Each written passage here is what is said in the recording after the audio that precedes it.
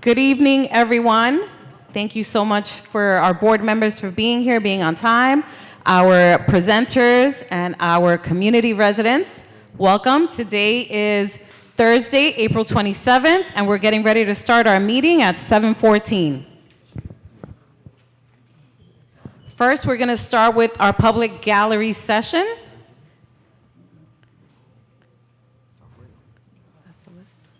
Thank you so much. As a reminder, you have 3 minutes, 2.5 minutes to share. The last 30 seconds is to get some community feedback.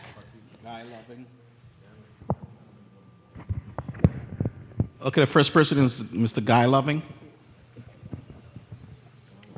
Good evening, everyone. Good evening, everyone.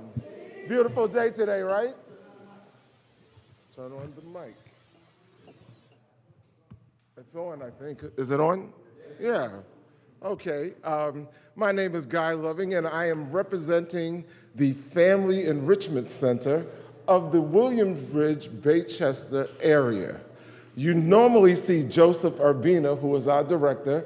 I am the community liaison, and I'm here just to tell you some of the things that we are doing. I'm sure you've heard about us. You've seen our flyer. I'm showing it to you now. And we're active in the community as we are building our center and finding a location. What we have done, we have partnered with some things with these ladies at the libraries. We have Miss Rosa from the Eastchester branch, and we have Miss Shantae, and she's from the Wakefield branch, which is right here. We are looking into doing a knitting circle and a chess club with them. We have gone into some of the schools, and we are working with the parent coordinators. We find that there are a lot of children that are in shelters now living in this community, and we are reaching out to find ways to serve them, maybe with laundry cards so they can get laundry done, and food cards and things like that. We have also visited numerous senior centers. We've been at the Bay Eden Center, we've been at the Boston Seacoast Center, and we are on our way to the Boston Road Center. And we have made connections with them. We're looking forward to offering cards and conversations and other services to the seniors as well. Our center is open to everyone from age 0 to 150, 200, no matter how old you are. We are looking to serve this community. We're still looking for feedback from the community. We are going to build our center based on the input of this community. Thank you. Are there any questions? Just how to spell your last name? Loving, as in tender, loving care. Mr. Loving, I just want to remind you that there is a Rain Senior Center on White Plains Road on the other side of Gun Hill Houses. Please don't forget them. We have reached out to them. We reached out to all of the Rain centers, and as they get back to us, we will reach out to them again. Thank you.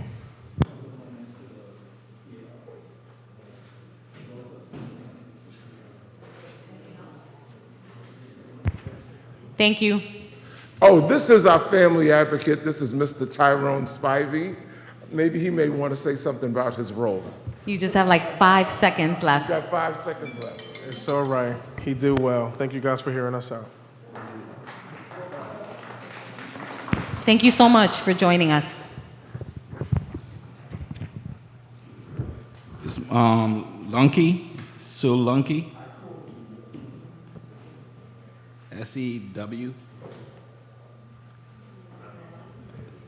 Is that it? Next. Toba. Oh, you're here? Okay.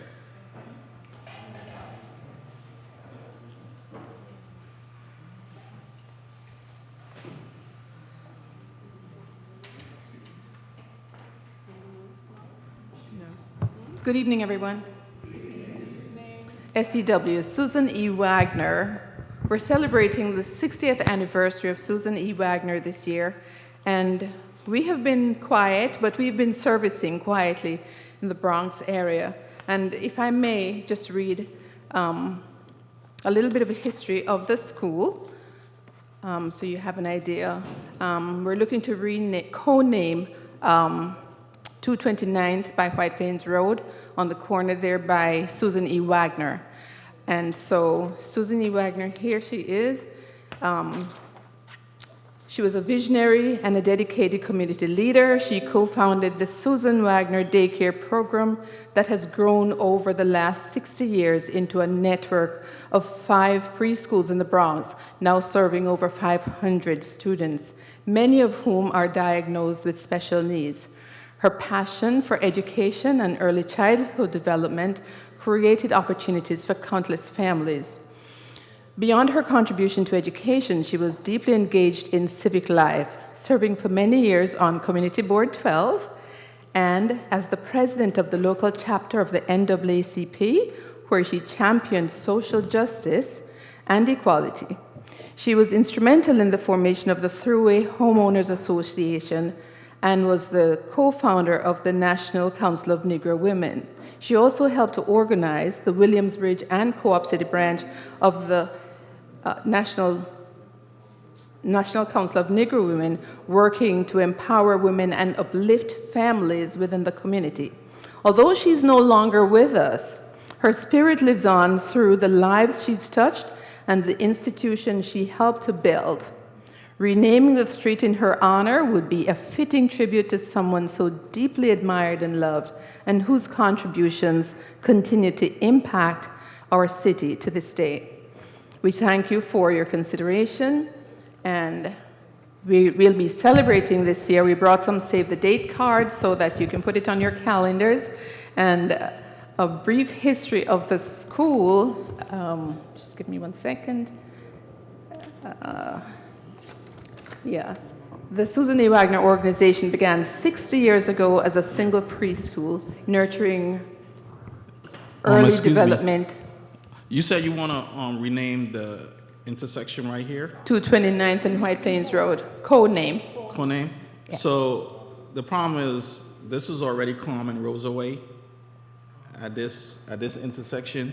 At the corner of White Plains on the school Yeah, side? Right here, on this side. On this side. So we're looking to do it on the other side, by the school. There's another intersection? Yeah. Okay. Okay. So you want them to come to your committee? Yes. So- So you're gonna have to come on the 12th next month to the Transportation Committee. Okay. I think they're supposed to also get letters from Kevin Riley and stuff. You already Okay. have them? Yes, we have them. Okay, great. We completed the application and everything already, so they told us to come back today. Yeah. So, Okay. Yeah. so this is our committee, and one of the things Yeah, so I'm sorry. So typically what happens, and that's great, you already have all your documentation that we need. It has to go through committee first. Okay. And then they take a vote on it, and then they'll bring it back to our next board meeting, and then we all vote on it. Perfect. Okay, so make sure you come back Monday, May 12th. May And that's 12th. when, yes, you'll come for that committee number 1. Okay. 7 Thanks so p.m. much. here. All right. Thank you so much. Thanks very much. Thank you for being here. Okay. Okay. Keep coming.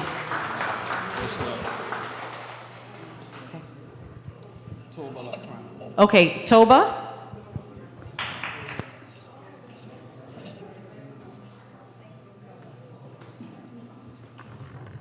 Good evening, everyone. My name is Dr. Toba Adeyemi Lacrown. I'm the president of the 47th Precinct Council. I'm just here to kind of remind everyone that one of our major events for the year is the Breakfast Fellowship, where we recognize officers for the year and also community leaders. Like I told someone, is the only major fundraising event that we have. Every other event that we plan through the council, they are all free to the community. So I want to use this opportunity to appeal, also to encourage Community Board 12 to have a table, if possible, 2 tables. And if you think you might not be able to come because it's during the week, you can also support the council to just show your support for to the police department. So I tell people that it's an opportunity for you to support NYPD through your local organization.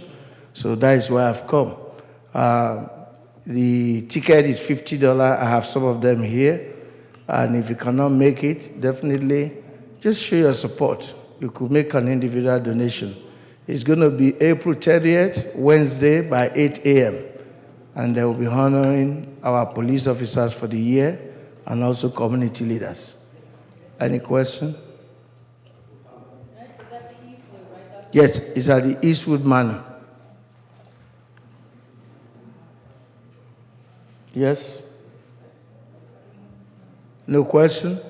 Please, I have the tickets here. I will stay behind. If some of you need the tickets, please talk to me. Thank you very much. Thank you so much for sharing with us. Okay. Do we have anyone online for our public gallery session? Okay, well, that concludes the public gallery session. Next up, we are going to now have a presentation from the Department of Social Services.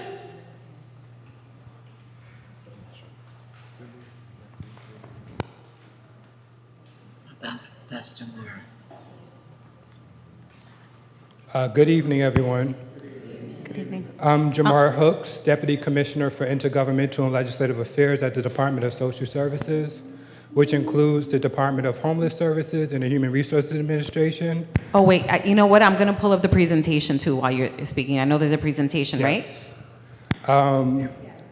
I'm joined today by my colleagues at Hogar to discuss the proposed shelter at 2101 Needham Avenue. I'm also joined by my colleagues Jocelyn Bennett and Gina Williams, who are online. They couldn't make it today. Also, Hogar has some colleagues that are online as well. Hogar is our provider that will run the site, and they're going to give a quick presentation, let you know who they are and what you can come to expect from the shelter, which is going to be a single adult shelter for single women 50 and older, expected to open fall of this year.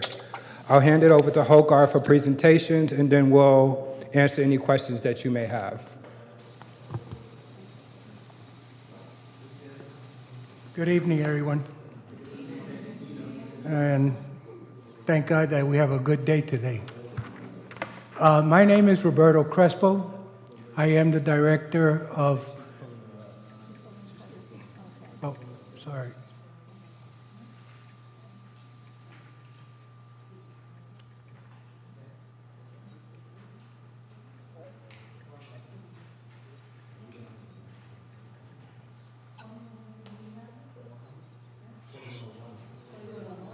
(2101) 2101 Needham. Yes, it was.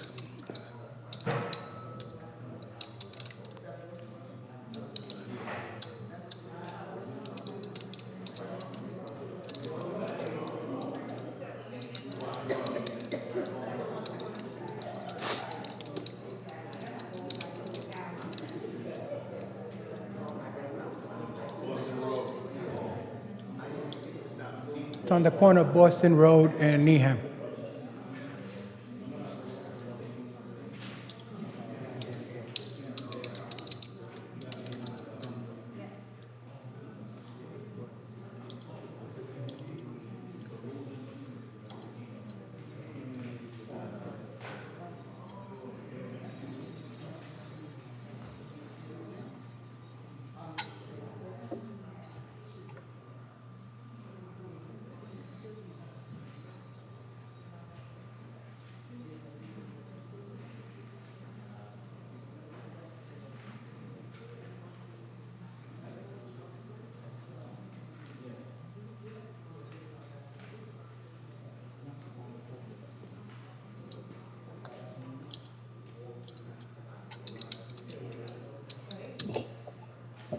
Ready?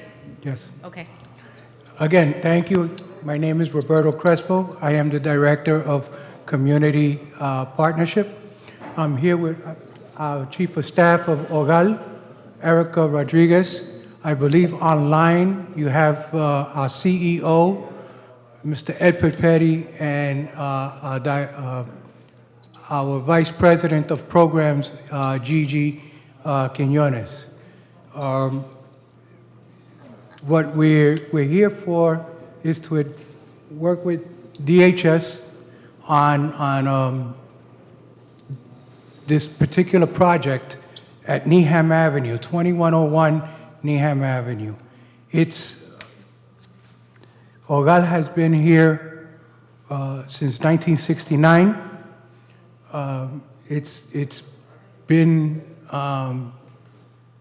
going through its phases, and now it's finally going on a trajectory that's beyond our greatest beliefs. Our mission statement is to promote, foster, and provide the highest quality housing and services in therapeutic and dignified environment. The vision statement is to empower individuals to regain independent lives, fulfillment lives, and reintegrate into society. We have over 70,000 individuals. There are over 70,000 individuals who are homeless in New York City. Many adults with mental health challenges, HIV/AIDS, physical disabilities, lack of accessibility, and stable housing and visual social services. Disenfranchised individuals often face stigma, unemployment, and barriers to receiving necessary care. Oh, next page. Next page. I'm sorry. All right. Our services is comprehensive to case management, permanent and transitional housing options, crisis intervention, entitlement support, mental health and job training program, and recreational and social engagement activity. The new facility highlights a standalone resident at 2101 Needham, dedicated for 130 women over the age of 50, 24/7 staffing with a maximum support and security. The next page, please. Here's a photograph of the facility. Presently, right now, it's being rehabbed totally, inside and outside, a total gut rehab. All right. And next page. Again, this is what it looks like right now, but it will be looking a lot better. Next page. Next page.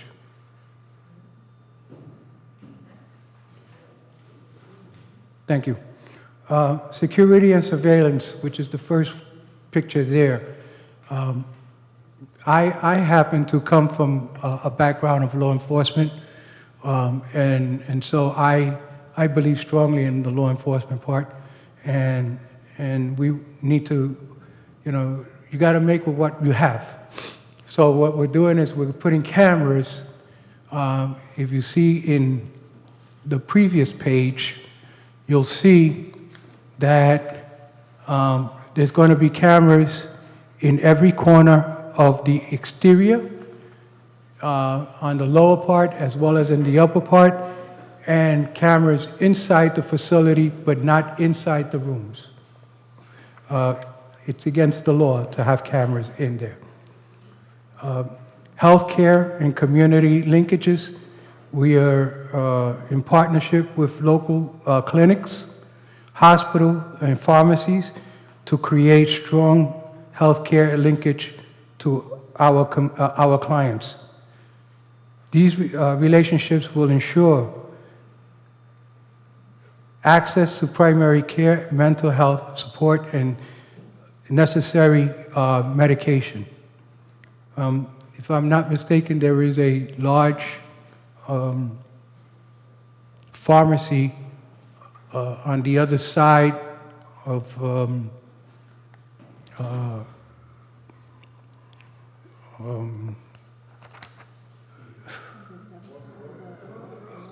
on Boston Road, yeah, on Boston Road. And we will be contacting them and speaking with the owners to make sure that they will have the ability to furnish us with, in case there's emergencies, with the doctors of the clients.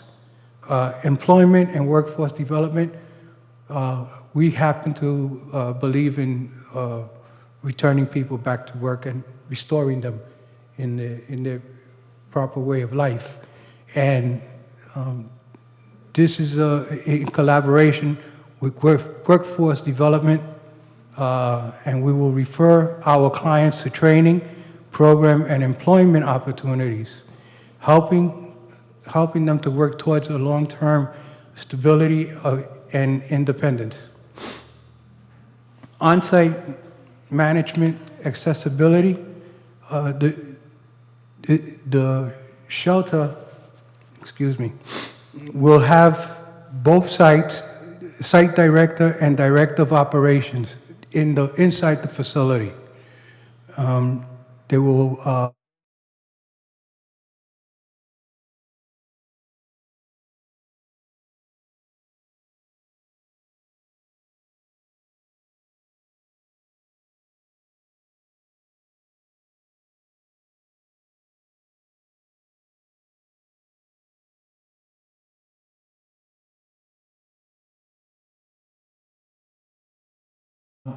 right around the block from the facility, there is a botanical gardens that's there.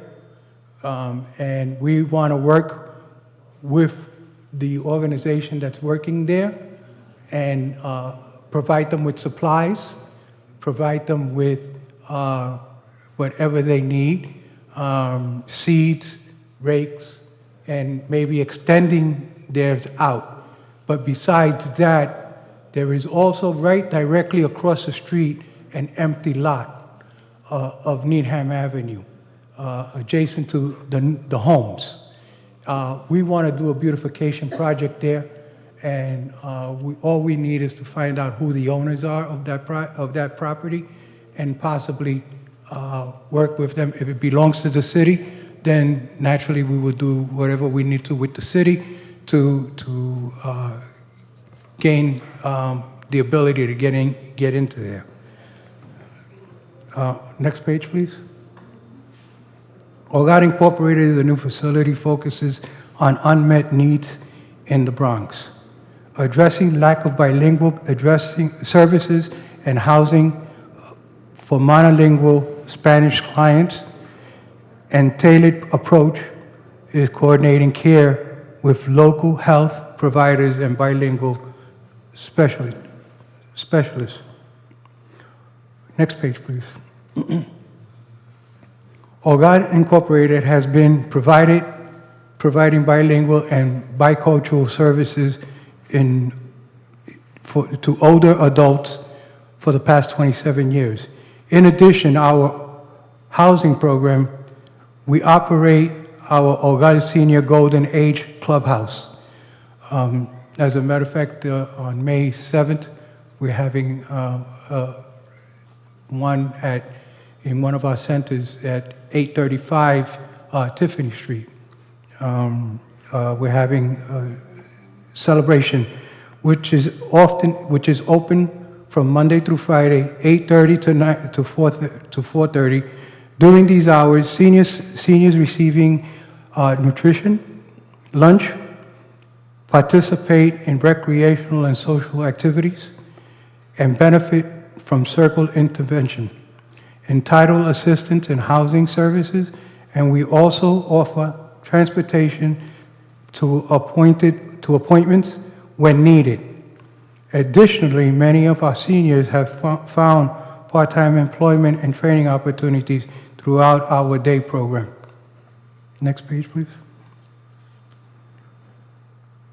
Our monolingual specialist congregate housing, successfully transforming clients into independent living since 1999, and support apartment programs is reducing psychiatric inpatient usage while fostering community integration. Oh, God help me, as you can read there from one of our workers, regained my life and independence. He's a former resident and now works with Ogal, as well as the gentleman underneath him, which is the staff treats me with dignity, respect, and at every turn, client success story is a client success story. The next page, please.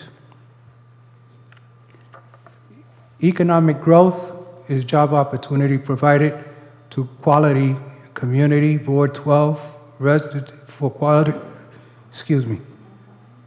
Job opportunities provided to qualified community board 12 residents. The staffing pattern is as follows: one program director,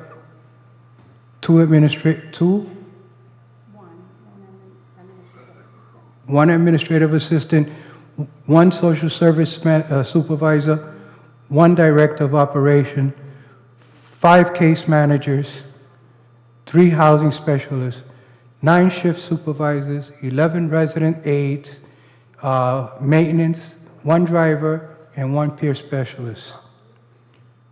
Ogal impact throughout the workshop focuses on skills development. Ogal fosters personal growth and encourages community contribution, promoting a strong and resilient community. Ogal also collaborates with community partners, nonprofits, and businesses. As a matter of fact, we're now talking in the Hunts Point area to Urban Health, who has a training program, and to get our clients in there to work with some of the clients from the community. And also enhance community resources. Next page, please. So join us in our mission to transform lives and uplift the community. Opportunities for collaboration and investment in our program. Together, we can create a more inclusive, supportive Bronx. Thank you. Any questions?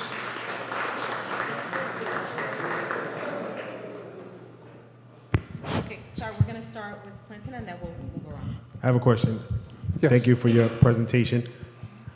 What I want to know is, how can you assure us that, and it's noble of you to be creating a shelter for senior women, how can we be assured that senior women are going to end up there? Because we've had this problem on numerous occasions in this community where the shelter started off housing one group of persons, and then it was a whole different group of persons once the shelter opened. I mean, that happens because capacity requires it happens, and sometimes there's an influx of men who need to be housed, there's an influx of families with children that need to be housed, but we're committed to opening this shelter as a shelter for senior women 50 and older, or older adults 50 and older. Older adults or older women? Older women 50 and older. So there's no assurances then that it's going to be? It is going to women open as a single adult 50 and older shelter. I can assure you that at some point, 2-3 years down the line, that it'll change to something else. But it will open and is intended to be a 50 and older shelter for women.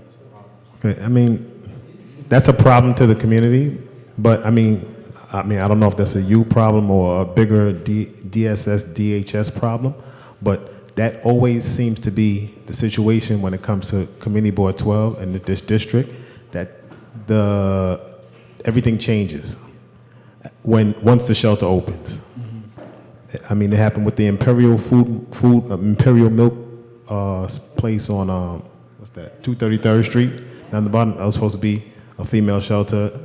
They snuck men in there. So we never get any assurances. I can't give you an assurance, but there is a need, particularly in the Bronx, I think you all noticed that seniors are having a hard time paying their rent. And so there's a need, absolute need, to build a shelter specifically for this population. So we intend on having it be what we said it would be, but I can't, unfortunately, say that it will be that for the entirety of the shelter. No disrespect to you, but that's what they told us before, too. That's all I'm going to say. I want to piggyback on what Brother Mike said, because I know exactly what he's referring to. And I know I got to watch what I say, but that property he's referring to, the DSS came, the people that are going to run came, they sang a good song, made it seem lovely. It was going to be for formerly incarcerated women. Fine, no problem. Not even a year, they turned it into a men's shelter. Not only did they turn it into a men's shelter, they housing sex offenders in there. 90% of the residents there are sex offenders. So I get what he's getting at, and I know you cannot make that commitment. That's what I was going to ask. Like, can you make a commitment that that's not going to happen? But I know you won't be able to do that. And it's just messed up that the Northeast Bronx starts off as one particular place that you guys sing to us and tell us it's going to be, and then it becomes something else. Especially when it comes to men that are sex-registered offenders that live in our neighborhoods. And when we confronted the people that did that, anyway, I'm going to keep my comments to myself. Thanks. Okay, we go to Javed. Hi, thank you. So I have a comment and then a question. So my first comment is I definitely err on the side of seeing the need for shelters, especially in serving the community for members that homeless people are community members. They are part of our community, whether or not people might always recognize them as that. So my main concern when it comes to shelters is making sure that they're effective at their job. Shelters are temporarily domiciles. They're not supposed to be permanent domiciles. And I think a big problem we have in New York City is we have a bunch of shelters that aren't adequately meeting this temporary status. And that, I think, is also what plays into people's distaste in shelters, right? People don't like shelters because they think that they bring crime, or they bring people in that stay for extended periods of time, or they might have a skewed perspective on what they are, right? So my question to you is asking you for a little bit of clarification for not just me, but for everyone, especially when you're doing these presentations, on exactly how, and maybe even bringing in peer leaders from your shelters to talk about the impact that your shelters have had on them, that have helped them benefit their life in a positive way. Because I don't think anybody knows or has ever seen an example of a positive outcome of a shelter. Everybody only knows the negative ones. So it's really important that you guys are sharing the positive ones, and peer leaders, people that you've selected that you know have actually benefited from your shelters and have done something. So that's my comment. And my question is, can you go into detail and tell us about all of the health services that you're going to be providing these women at these shelters? And that goes for mental health, and also, are the staff going to be equipped to handle any medical conditions these women might have? And again, just really building up a pathway for them to reintegrate into society and make shelters temporary domiciles. Well, just first of all, to answer to that gentleman's question there, we don't take sex offenders in our program. No, we don't. We don't. We do background checks. I don't want to debate you, but okay. Now to answer your question, we are looking into your community to hire people from your community for them to be part of the staffing at this particular facility, and we believe that that's the best way to do it. Why? Because there's a lot of great models in this community, a lot of great models, and they could help a person. one person you help helps another person down the road. And Yeah, I understand that, but I'm talking about actual people who have been unhoused, speaking about that, positive examples of that, because that's really what is the biggest barrier to shelters existing in this community, is that, or any community over in New York City, people don't see the positive benefit of them because they don't think that they're doing anything. So if you can show the positive ones and then close those gaps on why other people in your shelters aren't actually reaching those same circumstances that the positive examples are, then you're going to get much more uptake. But the problem is we don't see that. We need those peer leaders, and we also need to close those gaps. that's why we're having so many peer leaders in this particular building. We're having approximately 5 peer leaders, if I'm not mistaken, and several case managers. They're the ones that work with the residents every day, and they will make sure that they respond to what we ask them to. Not that there's any strong arming or anything like that, but we like to talk to them in the right way, and hopefully they can get the message. I'm glad. Can you bring those peer leaders here? Bring them to the community board meetings when you go to. Not just hit this community board, but any community board you guys go to, bring those peer leaders there. Their perspectives are much more valuable. And no disrespect to you, but their perspectives are much more valuable than whatever a director or a program manager is saying. Because people don't care about who's saying how they made their program. They want to see the effects, and they want to see that it works. Right, noted. We will take that under advisement. Yeah, and But I'm let sorry, me- I just want to piggyback on what he's saying. And our concern is like, how do they become integrated into the community? That's one. And then two, what we all feel like is a revolving door. So are they really part of the community? Well, many of I'm sorry, them I will- just wanted to share.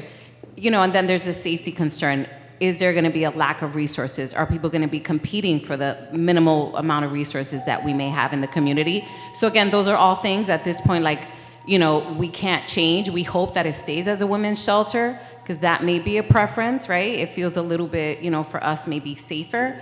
And again, our goal is to work with you all. Like, peer leaders would be important, right? We understand you can't bring the actual residents because of privacy and confidentiality, but peer leaders that we can work with, and if there's any issues going on, a liaison, somebody that we can connect with.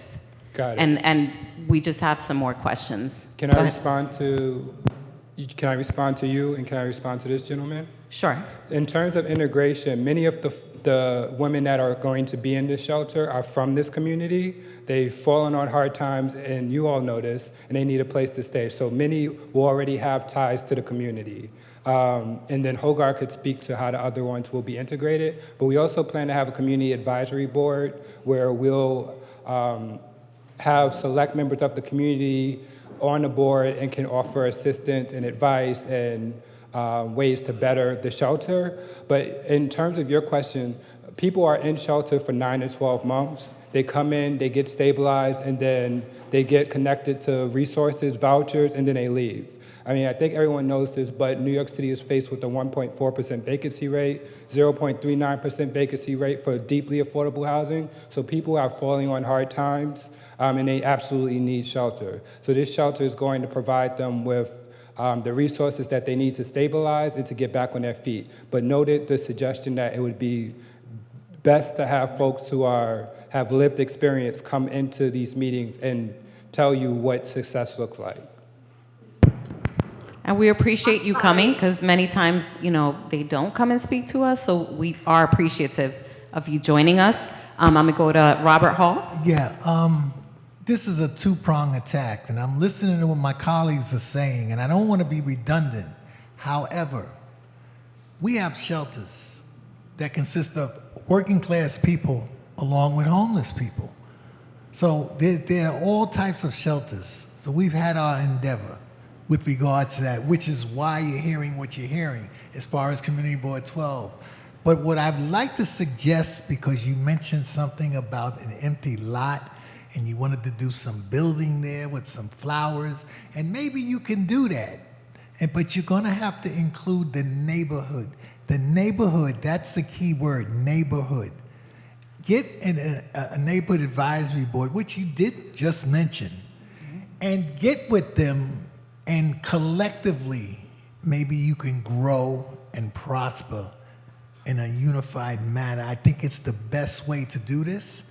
And please let the community report back to this board with regards to your success or lack thereof, because that is what's virtually needed in the best interest of unifying shelters with people who need assistance, with crime, with all types of problematic circumstances. I yield. Thank you. Okay. Any other board members? Any of our board members online? Any other questions?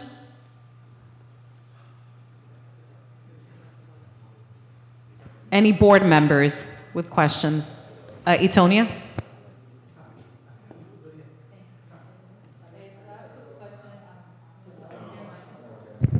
It's all right. We live?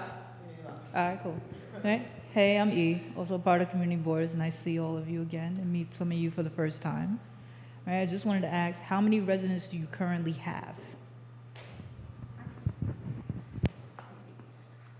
Currently, we have 13 programs with over 7,000 residents. We have 7 shelters. We have 2 HIV/AIDS programs in the Bronx. We also have 3 mental health programs that are funded by the Office of Mental Health. So we currently serve over 7,000 residents currently.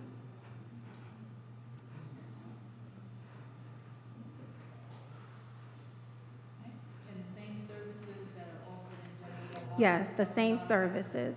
Yes, social services. So we have program directors, we have directors of social services, case managers, and for this particular program, there will be a psych nurse practitioner, that will be there providing medication to those residents that, are suffering from mental health conditions and do need it. So, and in terms of our program directors, we always urge them to get out into the community, come to the community board meetings, meet, just people in the community that are involved and, just engage in any initiatives that might be happening. So we always push our directors to get out in the community and partner, linkage, and just extend that olive branch in order to make it sort of a joint partnership.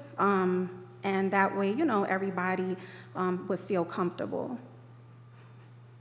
Yeah. Okay. So you said it's going to be single, elderly. They're going to have children? No, this particular site will just be single adult women over the age of 50. And then are these people being transferred or referred from DSS? Yes, they will be being referred directly from DHS, right? DHS, okay. Yeah, because I know I've worked with a lot of families as preventive worker. Right. And I go to all the shelters. And the shelters some of them are beautiful, right? But what I'm noticing when I'm working with the families is, yes, they do for 90 days, and then they need those health benefits of HRA.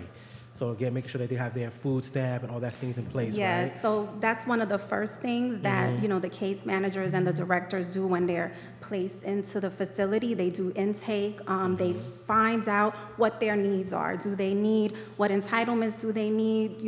What primary caregiver services do they need linkages to? Because that's really important. So entitlements and medical care is some of the first things that we look at. Yeah. And then just trying to basically integrate them into the community, link them to resources in the community. And I think the whole point is just to, integrate them in a way that feels like they can be part of the community and sort of share, in just the day-to-day, the day-to-day things, yeah. And I know they say with the aspect of like employment, because I know you want to get people from the community. Everything is expensive. Yeah. So I know the pay is going to really be crucial if a lot of people who are working as case managers, because we're all going everywhere else, but our community, it'd be cool to be in our community if you could compete with Montefiore and all the other people, right? So it's like, just know that you have that component as well, because if you don't get somebody who's really understanding, like a great case manager, they do lackadaisical job. And I've worked with many ACS, all these, like some of them are doing lackadaisical job because it's different between purpose and then it's a paycheck. Yes. So it's like, how do we ensure that these people are passionate to really serve these women? Because at the end of the day, what I've noticed is I've helped a lot of families. We've got them out the shelter, and guess what? They come back. Right. because nobody's really truly educating them about city FEPs. Because at the end of the day, if you're going to now a housing development that's $2,000, $3,000 a month, my client missed a recertification, and now Right. they're placed in Brooklyn. So Right. now we're re-traumatizing these women who are not able. So again, Right. mental health also is very important. So shout out to you Absolutely. guys for having that. Yes. And then I didn't notice that the security aspect. I know, is there going to be security on the premises? Yes, we do partner with a security company. We contract a security company. We have security guards at all of our programs. They're 24 hours, and they, patrol the premises. They would patrol around the facility. They do rounds inside the facility. There's cameras, so they're watching the cameras, and so they're pretty on top of, just making sure that safety, is there. Okay. Do they have the time limit, or are they kind of free? Do they have time limits to the shelter? Yes. Okay. Everything is, there's rounds every hour on the hour. Usually there's like 2 security guards at a time, so No, where for one the- can for the go women. off and do. For the women, are they? Yes, there will be a curfew. Yes, Alright. there will be a curfew. Yeah. I mean, again, if you could kind of just keep it going, because I know Yeah. there's a men's shelter not so far by Dyer, I think they have as well. So I'm looking at that as a way for them to integrate, and like Yes. maybe something's going, because Right. it's a special time because there's In needs. terms of what you were talking about in terms of salaries and pay, human services is probably sometimes can be one of the most underpaid, jobs. There's a lot of work to be done, and I don't think there's enough money that we And can not enough pay. In the education. last 3 years, we have modified our salaries so that we can be competitive, and we want people to, love what they do, but also be compensated for that as well. Yeah. Because again, if you look at the statistics, like literally there's not many college graduates over here. District 12 is also covered with, a lot of Yeah. skills based. So thank you. You're welcome. We have a lot of mental health professionals on this board, so there'll be ways that we can collaborate. And just make sure that we do have whoever the liaison person for us is. And I hear that Edward Papetti? Papetti, yes. Papetti would like to have a few words. Thank you very much. Unfortunately, I'm having computer problems, so I may break out with the audio. I did want to respond to, and let me see if I can get my video going as well. Sorry. I did want to respond to, a very, I thought was valid comment about peer leaders. And I typed a message in that Gigi Quinones, who is our vice president of shelter services for the organization, herself was homeless, and she can speak to that. She was went through a homeless program, and this is the exact result of what you were looking for. She's now the vice president of our organization in this. We have other employees within our organization who, no fault of their own, came upon hard times and were in the shelter system. Did what they had to do, and now they're working for OGAR and helping other homeless people in the Bronx and other communities as well. I've seen some comments about just the Bronx. Well, we're in Queens, we're in Manhattan, we're in Brooklyn, and it's a partnership with the communities that we serve. I understand everybody's concern, and OGAR utilizes peers that can identify with members of your community to make this a successful program. Thank you so That's much. correct. We'll be And inviting you back. Yes. Hi, how are you? My name is Gigi Quinones. I work as the vice president of HOGAR. I'm in charge of all the shelters under the DHS. One of the things that I want to say is that I was there one time in my life. I was homeless. And because of DHS, this is who I am right now.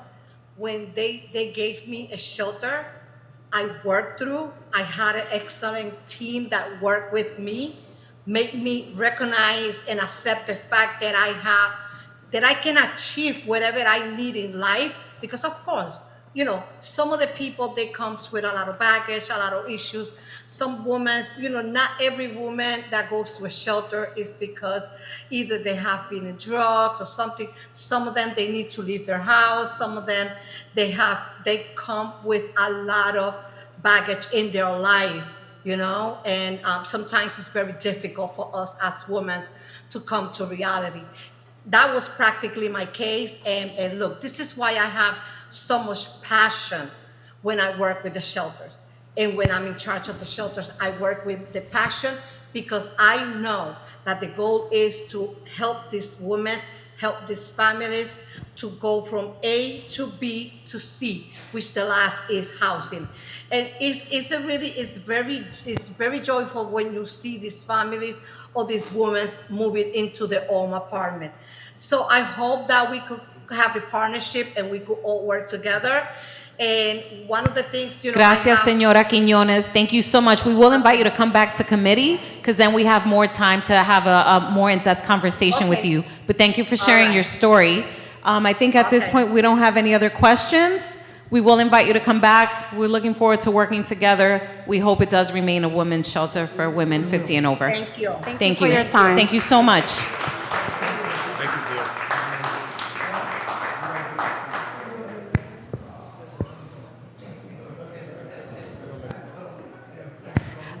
We do have to go into our training, but first we're going to have our council member, Eric Dinowitz. And thank you for being here. Just so that you know, we did reschedule our legislative breakfast. Oh, good. You were one of the ones that couldn't make it, so we hope you will. We're trying to reschedule it for the summer on a Saturday, so we really hope you can be there with us. But thank you for being here in person today. Thank you. Of course, your legislative breakfast. I was celebrating Passover with my family, but to all of you here, I think most of you here, happy Easter and also happy Earth Day. And I don't know if I missed other holidays, but happy everything. I wasn't going to start with this, but sort of jumping off the shelter conversation. I have long said, as I think many of you have, the real thing we need is housing, and it has to be done with community input. We want more housing, we want to preserve housing, and we want to make sure it meets the needs of our community. Many of you know about the project Wakefield Village because they've come here to present. That project, we are continuing to speak with them, but just like you, perhaps the most important thing to me is hearing from the community.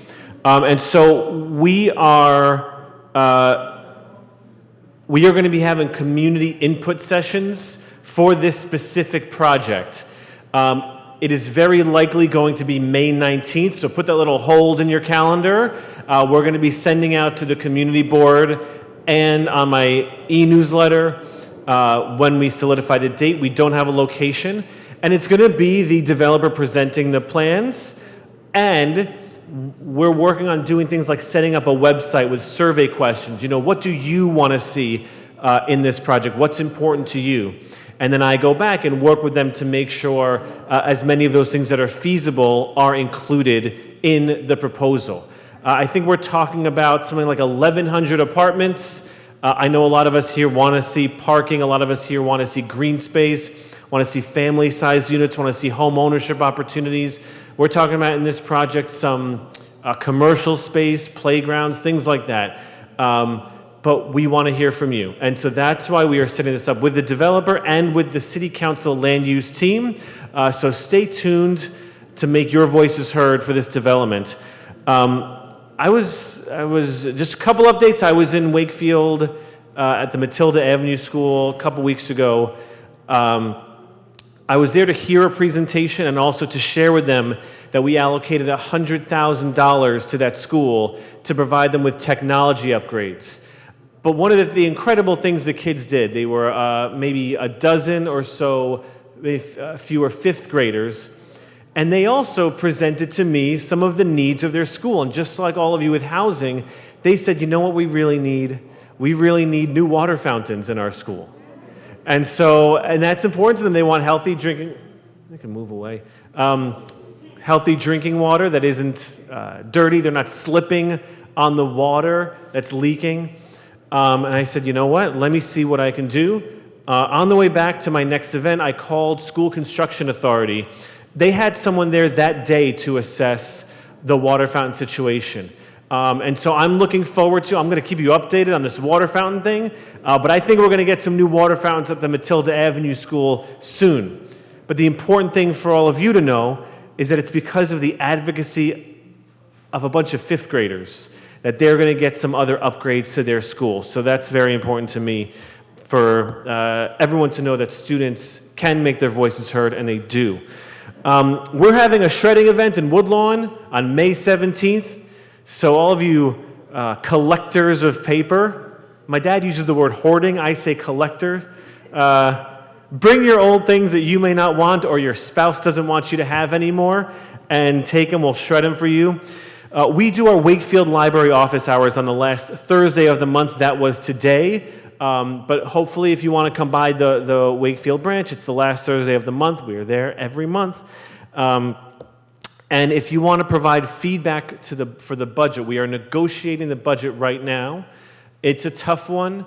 As every year the mayor makes cuts, we in the council try to fight back against those cuts and make sure that you all have your voices heard. And of course, we provide discretionary funding for my office. And if you have particular things you want me to focus on in the budget, I encourage you to go to ericdinowitz.nyc/budget feedback. There you can provide budget feedback. A few bills that we recently passed scaffolding reforms. So if any of you live in buildings, you have local law 11 work done every 5 years. This is important, keeps us safe, but it's also very expensive for buildings, and it keeps scaffolding up, which is not very pretty. So we did a few things about that. One, we said to begin with, the scaffolding can be prettier. It doesn't have to be that green color. They're going to come out with some design, the Department of Buildings is going to come out with some design guidelines, and they are allowed to be prettier.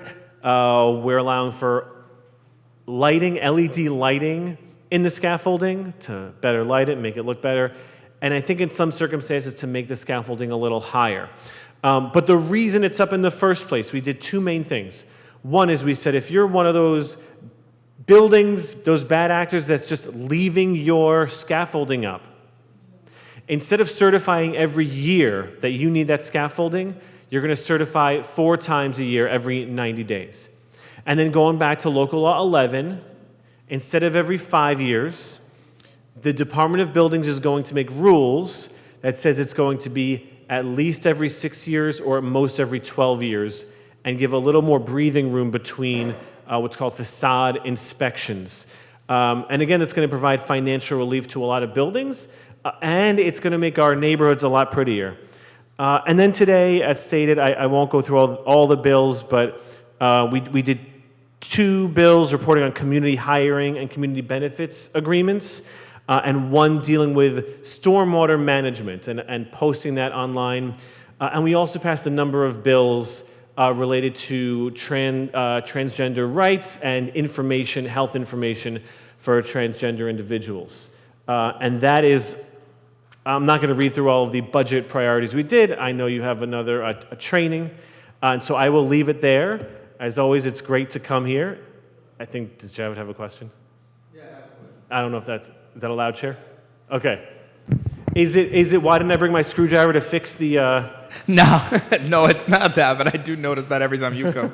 I think you're the only person who tries to use it, actually. All right, my question is pertaining to the Wakefield Village project. The reason why, the context behind this is that I agree that the solution to our housing crisis is building more housing, right? It's just logical. The problem that we're having is that, as everybody knows, we have developers that are more focused on profits than the people that are living within them. We also, it's beating an old drum. We all talk about this. It's about having actual affordable housing for who, et cetera, et cetera. When they have those presentations, I feel like a lot of people are sitting on their edge, waiting through the presentation just so they can get their word in and ask a question. And also, a big problem that I have with that is that it would be really helpful if we knew all of the things they were going to present on before they present on it. So that way we can become prepared to ask questions on the specific information they're going to be presenting. So that way we have context. Because learning everything within the span of probably an hour and a half presentation, which, let's be honest, those guys aren't the best presenters. They're going to be very boring, right? And they're going to be talking about things that we're interested in. And they might hide it in a lot of different language that a lot of people might not be, acute to and understanding of. So I'm asking if there a way for community boards, and in general, more people to know more information about the project, to demand that these developers provide more information about the presentations they're providing before they do it. So we're prepared to ask questions. I love that question. It's the same thing I ask of our city agencies, like the DOT, when they come here and say, hey, we're removing all your parking. What do you think? And you're like, I just saw it. And let me just be very clear. The purpose of this type of community engagement is to engage the community. The presentation, at least for the board members, has been presented. And we can get a copy. We can probably send it out in our newsletter or put it on some website somewhere. Because the goal isn't to have them present things and shove it down your throat. The goal is to hear from all of you. The second thing is that it won't just be the developers. This is being organized in conjunction with the City Council land use team. And they are, I don't want to say like sides, like their purpose is again, to make sure a community, and I, as the person representing the community, has all of the information needed to make an informed decision, which you're not making at that meeting. You're just making, I think, suggestions so we can get to the conclusion. But again, the goal is to give you all as much information as possible so you can provide as much feedback. And again, this is for the broader community. It's not just for community board members. I would add just one little complication we have, which is build more housing. This is always a struggle. It's build more housing, but who builds the housing? It's developers. So there's always going to be that tension. That was one of the tensions with the City of Yes proposal that a lot of us in the council grappled with. And I would also say there are a number of vacant apartments that are being left vacant for various reasons. So there are other elements to the housing crisis besides just building more housing. Okay. I just have a comment that aside from all the issues that we're speaking of, one that comes up for this particular board is infrastructure. With the storms that we're getting that are impacting our communities way more, home issues, damages, environmental. How a project so large, how is infrastructure being implemented? Are there studies that are being done? And then the second part is always schools. Whenever we talk of development, it's not just parking for us; it's also schools, especially with large projects. Is this in tandem with that, or is this separate? Because I'll answer both at the same time, unless it's a separate question. Similar to what, Okay, yeah. when the builders first came to us, they were going to put up a school because there's 1,100 apartments going in there. It's going to be a large influx of children. And SCA said there was no way in hell they were going to let a school be built there because it doesn't deem it. But yet you take a look at PS 16, which has trailers in the playground housing children. So if you've got 1,100 families moving in, I guarantee you maybe 20, 30, maybe even more percentage will have students. And where are they going to go? Into overcrowded schools. That's why the developer in the beginning said, we have a piece of land, we're going to build a K through 8 school. And SCA says, no, we don't need a school, we're not overcrowded. Yeah, but they're not planning ahead. When these people move in, where are the kids going to go to school? So, I love that infrastructure isn't just stormwater, it includes all of the things we need in order to make a successful housing development. So I think a lot of these are really good questions and issues to bring up for the developers. Things that are very important to me that I'm going to push for is more green infrastructure to mitigate any rain and stormwater. As part of their development, they are, I believe, redoing some of the pipes to make them bigger. I'm not an infrastructure expert. With regard to the school, I can only right now relay what the SCA has said because I'm not their spokesperson and I don't want to, Wow. and I'm not the spokesperson of the developer. What I will say that they've shared is that in the early discussions, the developer said there was space for a school, not that the developer would build a school. And SCA recently has, I'm just sharing you what they told me, but I think these are important things because because I would say if the whole community says, well, we do want a school there, I think that's an important element of the discussion. SCA has said they don't want to build a school in that location. Now, I don't know what that means for building a school elsewhere in Wakefield. I don't know what it means in terms of the developer providing any funding for schools. I believe that these are all important elements of the conversation, but to make your voices heard, you and your friends and your family have to show up, because I need to hear from all of you. That is the most important thing for me, is to make sure that you are all well represented, whether it's when I go to City Hall or when I speak to developers, or that they hear directly from you. That ensuring support for our children is important, that ensuring support to make sure we don't have any issues related to stormwater is important. I'm the chair of the land use committee. So we've been on the develop from day one about this school. And anybody with a half a brain, maybe IQ of 40, I don't want to condemn anybody, would know better that we need a school when you're putting all these people in there with children. Yes. You know, it's just like... And I have a whole brain, so I could say I agree we need a school. Well, I know you're a school teacher, so... Yeah, well, and again, I can only share with you what you know, I want to try to be as objective as possible and just say this is what SCA has shared with us. But the conversation's not over. This is not coming up for a vote yet. This is why we are having our community input sessions. And again, tentative date, May 19th. Location to be determined. We don't have one yet. And by the way, one of the things I didn't mention, I mention it every time, to make sure you know when things are coming up in the community, whether it's shredding. Everyone loves the shredding. By the way, I think more people will come to shredding than to the Wakefield Village conversation. That's my prediction. Right, okay. ericdinowitz.nyc/newsletter. And you can go right now, ericdinowitz.nyc/newsletter, type in your information, you'll get my e-newsletters, and then you'll see about all the bills we pass, all the events coming up, all of the schools I visit, all that stuff. We make sure you're informed. Right? One other thing. Since 1980, all right, Columbo. No, since 1989, Woodlawn has been promised the expansion of the public library. Money was allocated to expand the library. Now it's 2025, I believe, and we still don't have an expansion of the library. By the way, can I just say, to those of you who laughed at my Columbo joke, I appreciate you, and either your age or your age at heart. Now regarding I'm 39 and I watched Columbo as a kid. That tells you how my parents raised me. The Woodlawn Library, yes, it has been delayed. We do have a timeline, we do have a timeline for it. Off the top of my head, I don't remember, but I do believe it's within the next few years. We've gotten commitments that it will be built.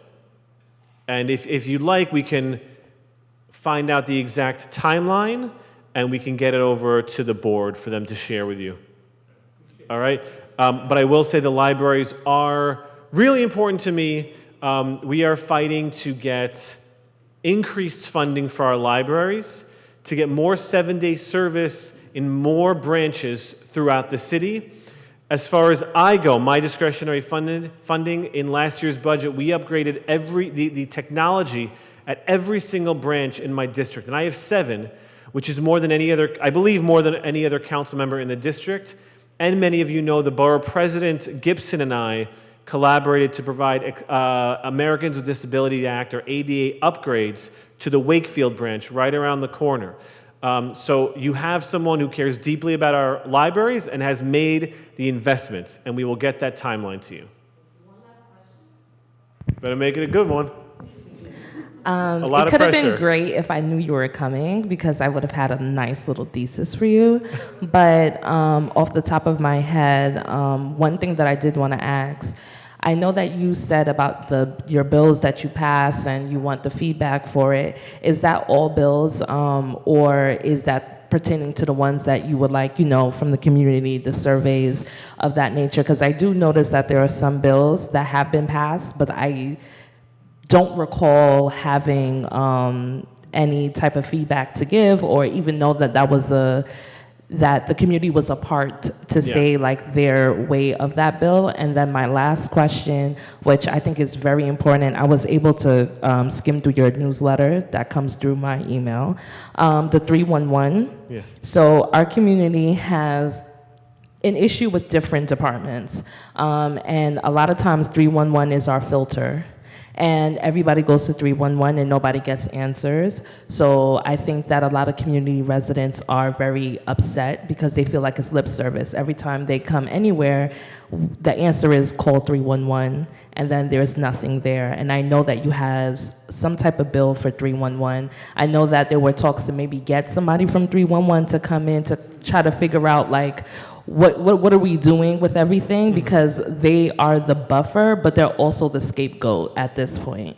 And I think for the community, it will definitely help us get people to the right departments, the right people to get the right answers, because people are going to get frustrated. Yeah, and I'm certainly happy to help get a 311 person here, but just so everyone know. Okay, no, just kidding. I can't do it. 311, I think, is more, if you think of it more like a call center, and not to demean, not to say anything, but they really connect you with the agencies. So what we're really talking about is whether or not the agency is doing the work and being responsive. And so I have a package of legislation related to 311, all centered on making 311 more accessible and more responsive and more efficient. I recently passed a bill which I think if anyone has had this problem, you've called 311, you've gone on the app, you've said, the heat's off, this pothole here, someone's parked at a hydrant. You look at your phone 2 seconds later, and it says closed. And people come to my office and say, hey, this was closed. And I say, okay, we'll call the agency, and we'll help you out. But you should directly have the ability to provide feedback, and for that feedback to be somewhere. And so I did a bill which is passed unanimously, of course, and it simply says if you call 311, once the case is deemed closed, you can provide feedback just like you can on any other app, like Uber, Uber Eats, Uber Skates. I don't know any other apps. You can provide feedback on how the agency did. And now, not only can you provide the feedback, there's an online dashboard. And what we're working on right now is making sure the community boards across the entire city have a training on this. And so you can see how to look at it. It's pretty comprehensive. The agency report card. How responsive is the Department of Transportation when given requests about potholes? How responsive is HPD when given heat complaints? These are all questions that you can provide feedback for and that can now be answered.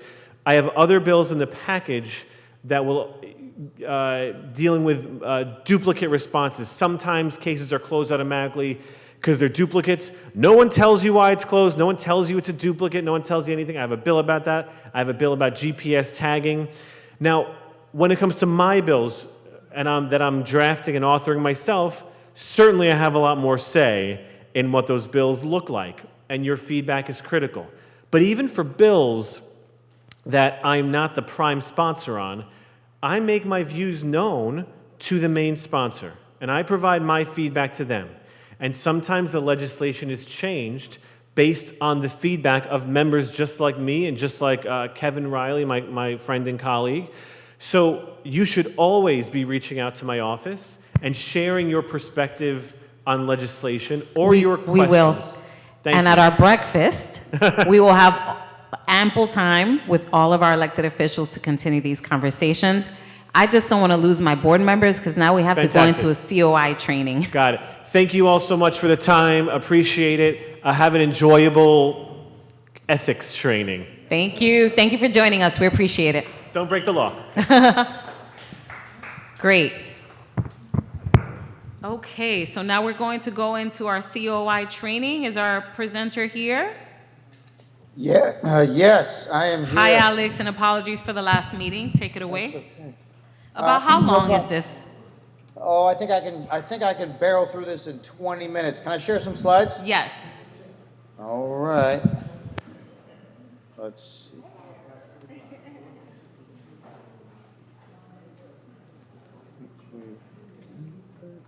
One second. Share. Boom. All right, we are good. Yeah, everybody can see that? Yes, no? Madam Chair, you can see that? Yes, we could see that. Okay, awesome. Hey friends, so I'm Alex, I'm from the New York City Conflict of Interest Board. I'm going to talk fast so that you can get to more important things. I'm going to give you like a 20-minute refresher on the New York City Conflict of Interest law. The law requires you get training once every 2 years. This 20 minutes is going to suffice for that, so up we go. We're going to do, this is all the stuff we'll cover. We're going to do real fast. I want to spend just a second or two about what the core functions are, and then we'll get into the details. The number one most important thing to remember is, how do you use us? You call us for advice. You're not going to need this today. You're not going to need this tomorrow. Conflicts of interest questions don't come up that often. For you, they usually come up about, like, when can I vote, when can I not vote? And we are there to give you advice on that. That's the way the law was set up, is, hey, public servants sometimes get conflicts of interest questions. Nobody wants a violation. We want everybody to do the right thing. So we give people one-on-one, free, confidential legal advice when they've got a question about the law. And most of what you're going to cover for us, or what you're going to talk to us about, is going to be about, like, when can I vote, when can I not vote? The core function of the law, as was drafted 35 years ago, was part of this big charter reform movement in 86 to 88, is to just have this baseline code to help people deal with those rare instances where they're faced with an official decision, but making that decision would also entail some sort of direct effect on their personal private interest. And when those things happen, that's when they got conflict of interest, and they've got to be careful. And for you, that means don't vote on things where you got a conflict of interest. This is taken right from the law's preamble there. You see there, it's intended to promote public integrity by removing any sort of conflicts between public duties, private interests. This is what the Conflict of Interest Board does. We got a training unit. Who cares? I'm the leader of the training unit, the director. Not that important, but more important is the advice. The advice is really the one-on-one place where you come when you've got a question and we give you an answer. And the way it works is super simple. You call us 9 to 5, or you go to our website anytime and you get the advice. Now, everything is free. We know what that means. Everything's also confidential. What does that mean? That means when they wrote the law 35 years ago, they said the number one important thing Conflict of Interest Board is going to do is give advice. We don't want there to be any barriers. And so we're going to make all those advice conversations between you and us confidential. We can't share even the fact that you called us for advice with anybody else in the world. Now, we will always give you a copy of what we say. And then if you want to blab to the world about the advice that you got from us, great, that's your choice. But we can't do that legally. Now, in getting the advice, there's one big caveat to that confidentiality, which is this. In life, not just in conflict of interest, but in life, when do I want to ask for advice? Before I do the thing I've got a question about, because if I do a bunch of stuff that breaks laws and I ask for advice, that's not advice. That's a confession. So don't do that, right? We don't. Right? You call us before. Call us before. You know, hey, I took all these bribes already. What do you think? Like, too late, right? So call us. All right, that doesn't come up. People don't ask for advice on bribes, but they do ask for advice on all kinds of things. Like, we got offered a gift. Can I vote on this thing? My firm wants to represent a client before this board. How does that happen? We'll give you the answers confidentially. Okay, the other reason why people call for advice is because they want to not have an enforcement case.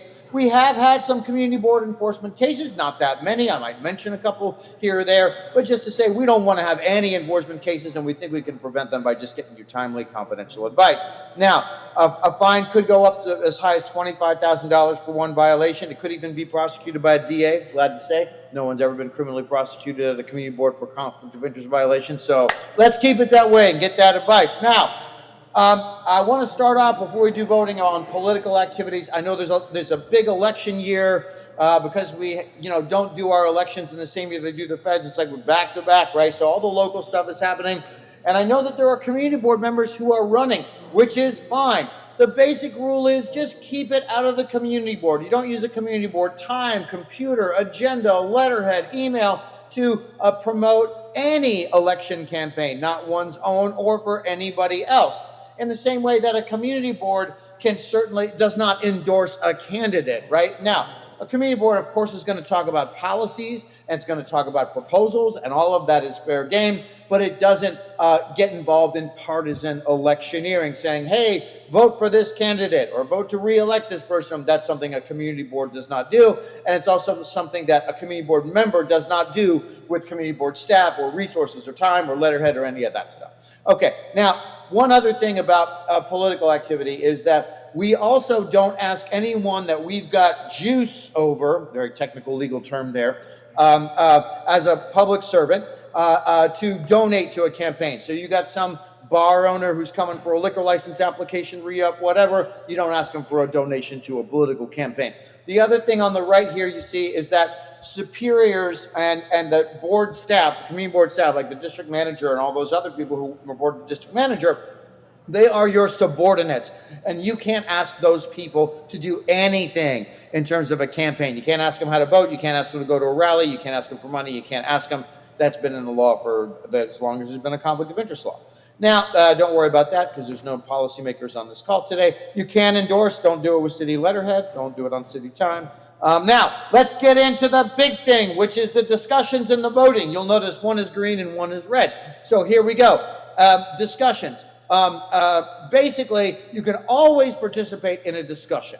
Even if you have a conflict of interest, you may participate in the discussion. But in order to participate in the discussion when you have a conflict, you must disclose your conflict. When do I disclose it? Do I disclose it next year? No. Do I disclose it after the vote? No. Do I disclose it at the top of the meeting before I talk? Yes, that's when I do it. And then I am free to participate in the discussion as long as I have disclosed my conflict. But you'll notice that voting is in the red. So here we go. I may not vote when I have a conflict of interest. The end. We're done with the training. Just kidding. Don't get up. Don't get up. I'm just kidding, because now we got to define a couple of terms. Yeah, but what's a conflict? Well, a conflict is when voting on an issue would result in a direct benefit or mitigation of loss to an interest of yours or to an interest of an associate.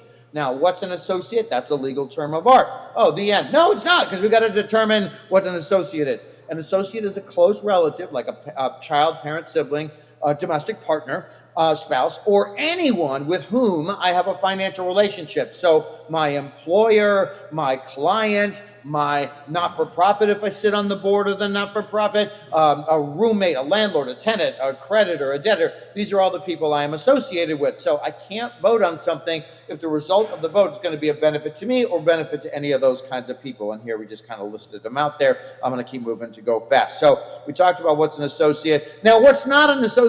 Everything else, right? So you'll see this list: cousin, uncle, aunt, friend, whatever that is, like Facebook friend, which is like probably not your friend, right? Probably not even a human at this point, but dude you knew. These are not close enough relationships to trigger an association, which would require you to refrain, because you wouldn't be qualified to vote on an issue. So, for example, if your cousin comes in for a vote on for a zoning variance, can you vote on his or her zoning variance? Absolutely, you can, unless it's a cousin you live with or a cousin you owe money to, because cousin falls outside of the realm of associate for the conflicts law, and so does friend, which I know is weird because some of us were closer to some friends than we are to our close relatives, maybe. But friend is just very hard to define under the law. And one of the goals of the Charter Revision Commission in 86-88 was to have a crystal clear law so they could have consistent enforcement and consistent advice.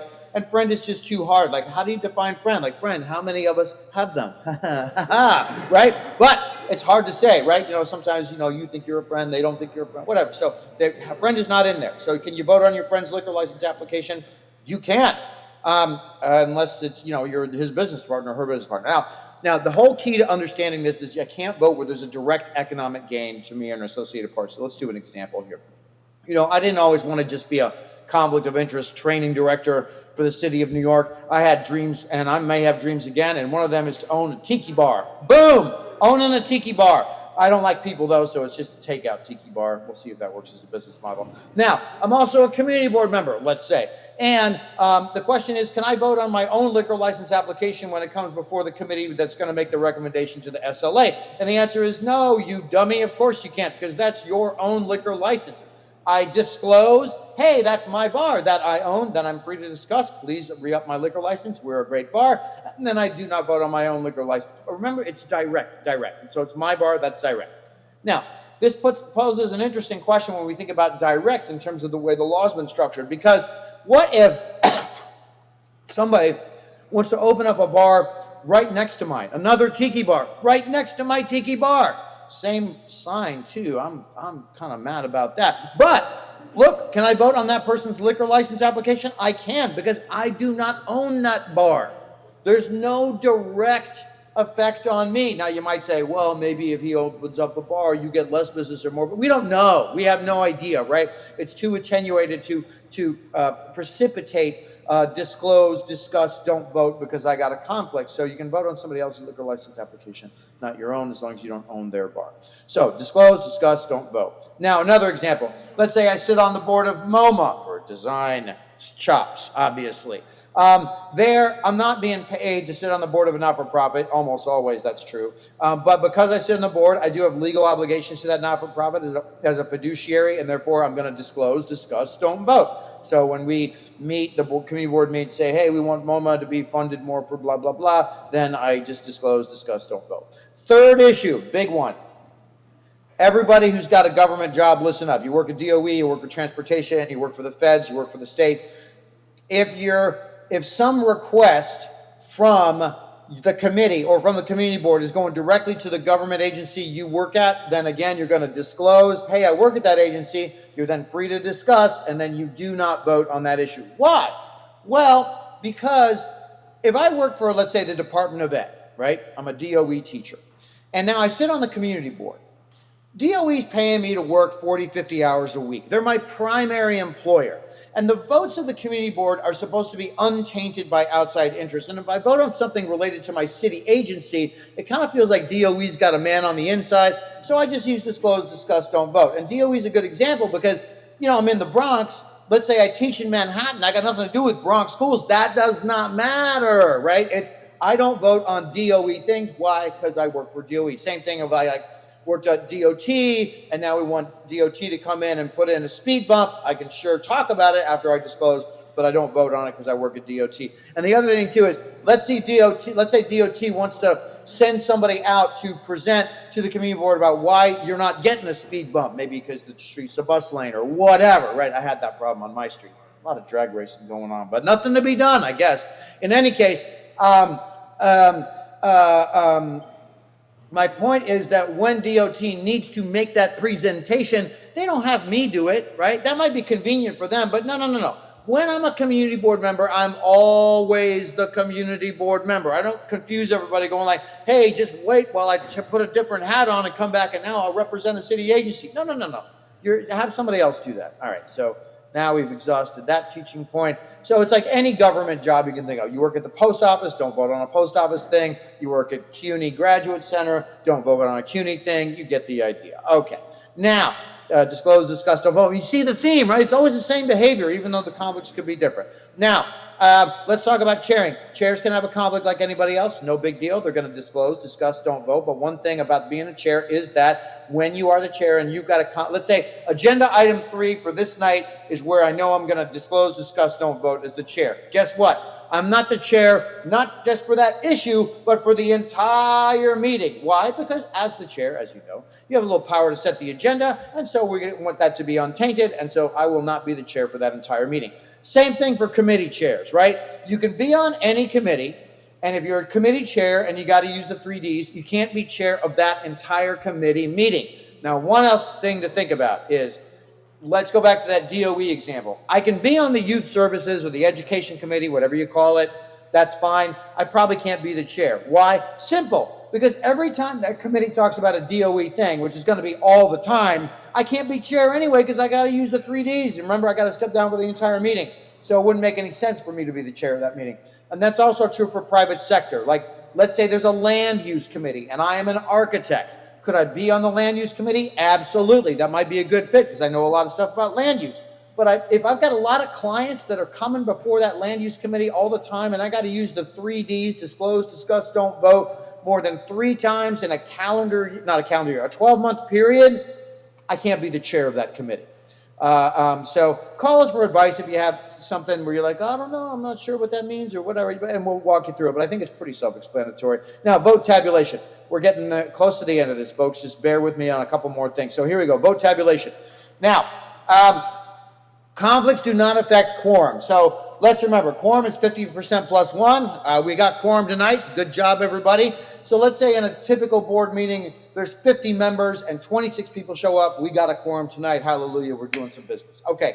Now, normally when you want to pass an issue and you've got 26 eligible votes in the room, you have to have more yes votes than the combination of noes and abstentions in order to pass. So in a 26-member quorum, you're going to need 14 yes votes to pass an issue.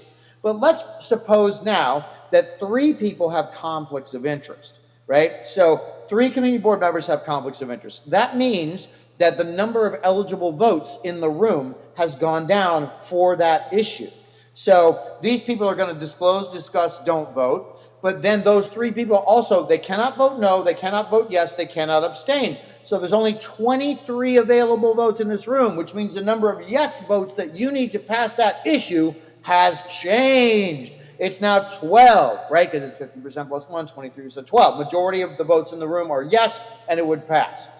So when so that just explains that. And then when you're, I messed up my slide here, but when you're eligible to vote, you can vote yes, you can vote no, you can abstain. When you are ineligible to vote because you got a conflict of interest, you can't vote yes, you can't vote no, you cannot abstain, right? You cannot, and the number of yes votes is going to change depending on the count there.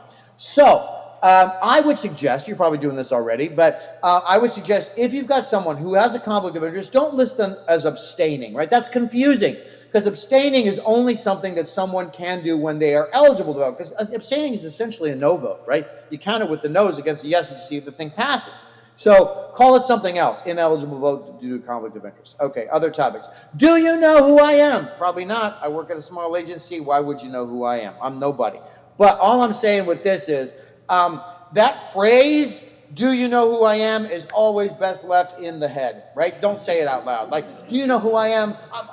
I'm a community board member, so give me free stuff. Give me easy treatment. Let me off of this ticket. Whatever is not something we should say out loud and not something we should do even implicitly. Just, we don't misuse our power to get a private advantage. Use your inside your head voice when you're thinking about doing that. Okay, now gifts. If you work for city agencies, my friends, you know this, there are robust rules on gifts. Like, I'm not supposed to take gifts from anybody doing business with the city. That's a little crazy when we think about you, community board member, right? You're part-time, you've got a life outside of this, unlike me. And so I think what the rule really means for a community board member is when people offer you stuff because of who you are as a community board member, you refuse it. I think that's what this means. So I'm going to give you 2 examples, right? And they're right here. One is a community board member. For a long time, he's been a regular at the Dino's. Weird name for a bar, the Dino's. It's in his neighborhood, and occasionally the bartender buys Juan around. Can the bartender continue to comp Juan a drink occasionally when he's a community board member? Yes. And you know why? Juan, you're not special. I'm sorry. But listen, the bartender's probably doing that. They probably don't even like you. They're doing it for more tips, right? That's all they're doing it for. So they do it to anybody. They do it for you. There's no issue. But let's not change it around to the red zone down here. One, there's the North Star is a new eatery, and they need a liquor license application before the community board. And now they've invited Juan to a free, yummy, fact-finding mission to sample their wares. That's a thing where Juan's got to pay his own way. You can't take that free gift. And this is an actual case, sort of. Like in the meatpacking district in Manhattan, there was a community board member who, there was a club down there, I think it's closed now, it was called Soho House, club I had never heard of, that was featured in Sex and the City, a show I have never seen. But apparently very fancy pants, as a lot of stuff is down there these days. And they need a liquor license application, and so they essentially bought this community board member a couple of dinners and then gave him a free membership for a couple of years at this club, and that ended up being a several $1,000 enforcement case. So there's an enforcement case there. Okay, like I said, when you're DOT, if you're a DOT employee and DOT needs somebody to represent them, it's not you because you're the community board member. Same thing on the private sector. Let's say you're an architect, a lawyer, an engineer, an accountant, a lobbyist, or whatever. If your client has something before the community board, you've got to disclose, discuss, don't vote, because that's the client, right? But also, if they need a representative, it can't be you, because you're the community board member. And if someone else from a firm that you're a partner in, like a law firm or whatever, you're a partner there, like say you got a LLP with another guy or whatever, right? If your partner is going to represent your client before the community board on which you sit, not only do you have to use the 3 Ds, you got to get a waiver from COIB for that to happen. Now, could a waiver be supported? Yep. But a waiver is a public document. It's got our signature on it. You need a waiver if your firm that you own is going to represent a client back to the community board on which you sit. So that just explains what I said. So let's keep going because we're almost done. No financial relationship with community board staff. You can't get into a financial relationship with George Torres. You can't loan him money. You can't hire him. You can't be his lawyer. That's what the conflict of interest board laws say. No political solicitation, as we talked about, of the community board staff. Okay, and now there was this period during the Corey Johnson years when community boards were getting money directly to give to entities. I don't know if that's happening anymore. If it is happening, just remember this. If the community board wants to award some money or buy things from a community board member, right? Let's say like I'm a deli owner and the community board's like, hey, we need to cater this event. Why don't we just go with Alex's Deli? He's right here. Everybody loves it. If that was to happen, I would need a waiver as a community board member, right? And this is kind of like what you think about in like non-for-profit sector, excess benefit transactions, that kind of thing.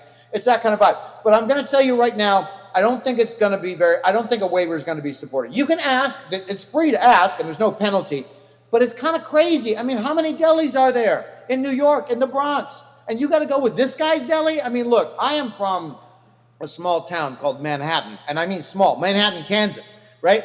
Tiny place, the Little Apple, they called it.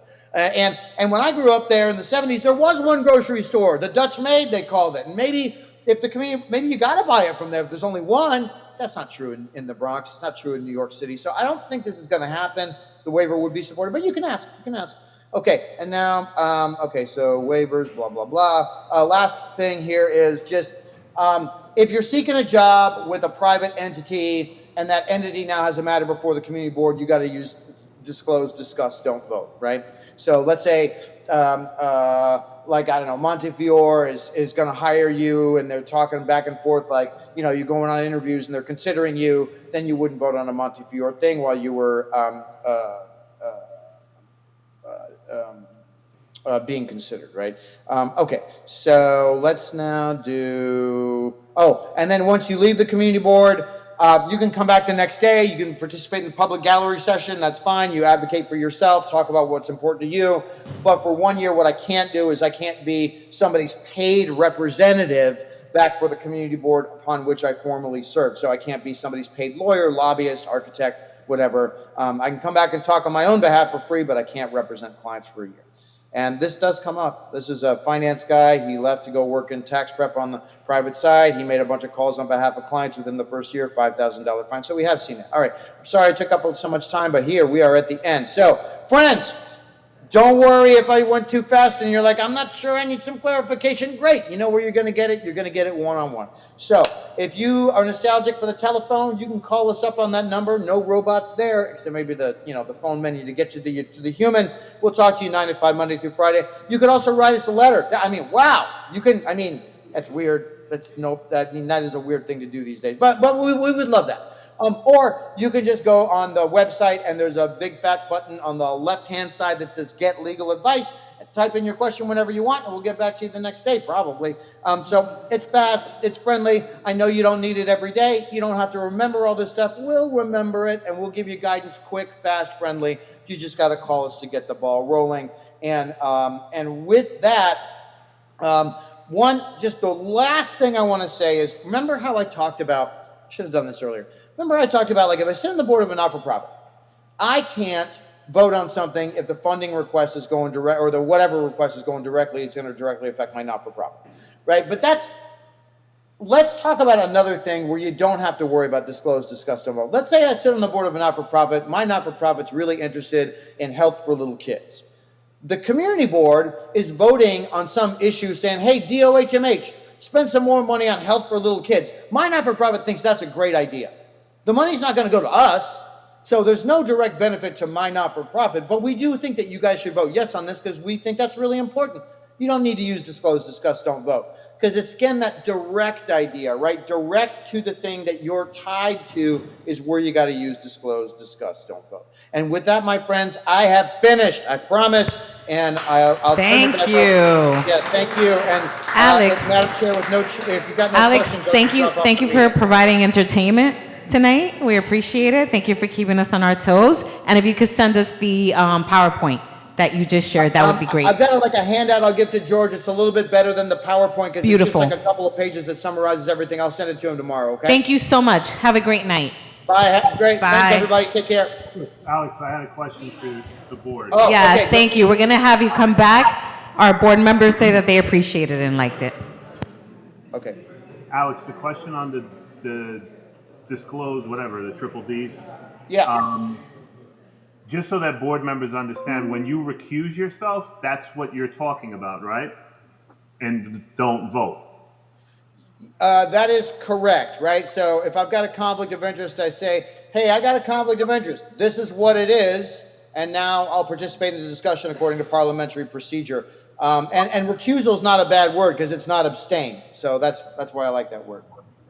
Yeah, just so that our board members, because we've had board members use the I recuse myself, but they've never, or they don't discuss why they're recusing themselves, and this is, you have to. Yes, that is correct. If you're not entitled to vote because of conflict of interest and you want to participate in the discussion, you have to disclose the conflict. Now, if you don't want to participate in the discussion, you don't have to disclose. You just can't participate, right? All right. Thank you, Alex. Yeah, thank you. Take care, everybody. Have a great night. Thank you. We'll see you again. Okay, now we're going to wrap up the elected official representatives. Alina? Good evening, everyone. Alex actually does conflict of interest training for us, too. He is phenomenal. I know he goes fast, but I just called them, and they called me right back, so I do want to concur that that does work really quickly. Hi, good evening. Alina Dow, Bronxborough Director for the Mayor's Office Community Affairs. I have some good announcement that Mayor Adams wanted to make sure that we shared with you.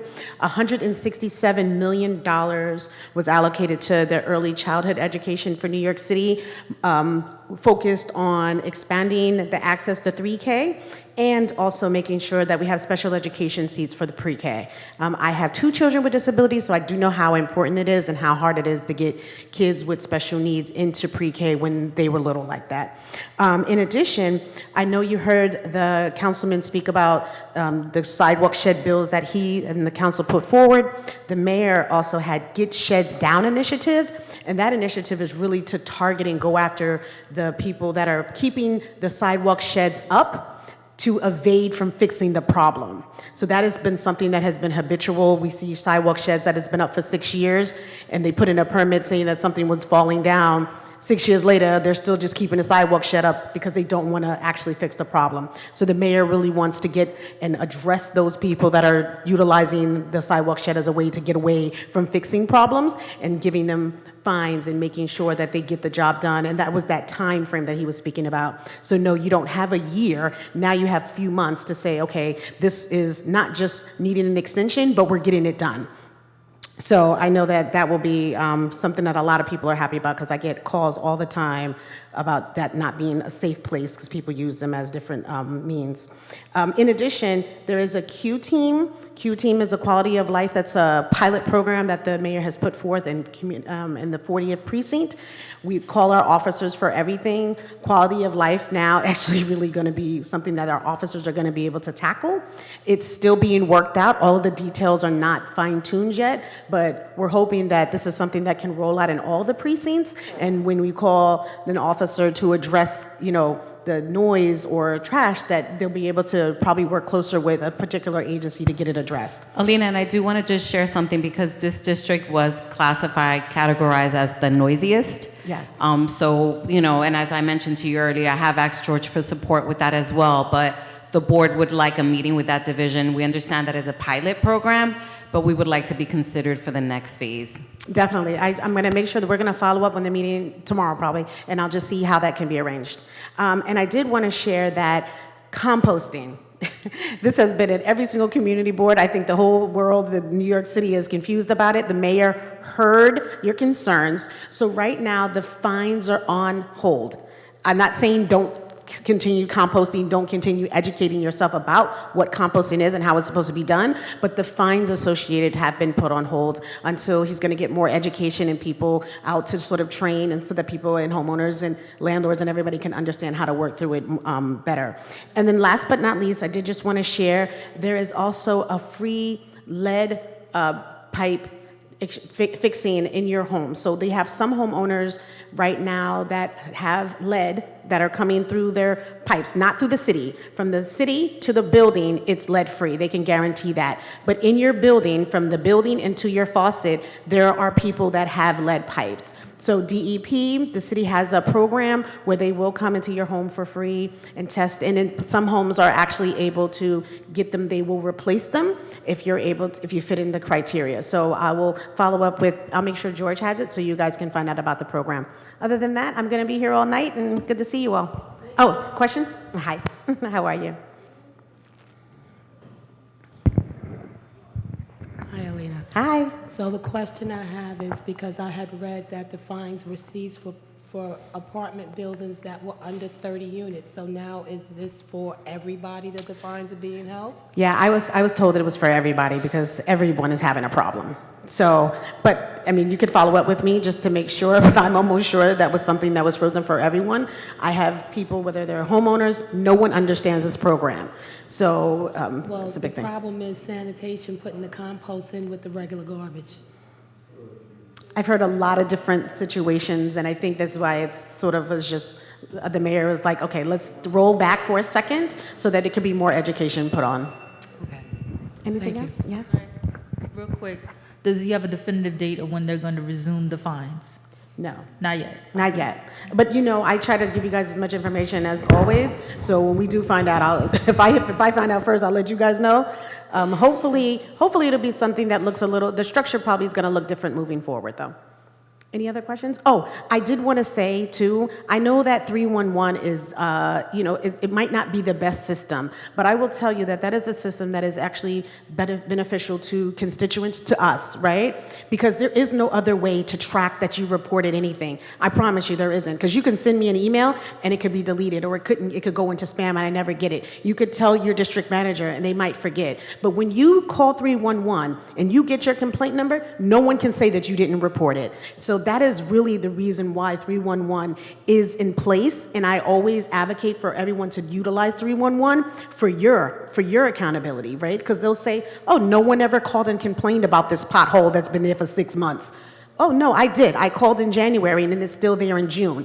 And here's the complaint number to prove it. And that's where that bill that he was putting in goes forth with, did the agency address it when the complaint came?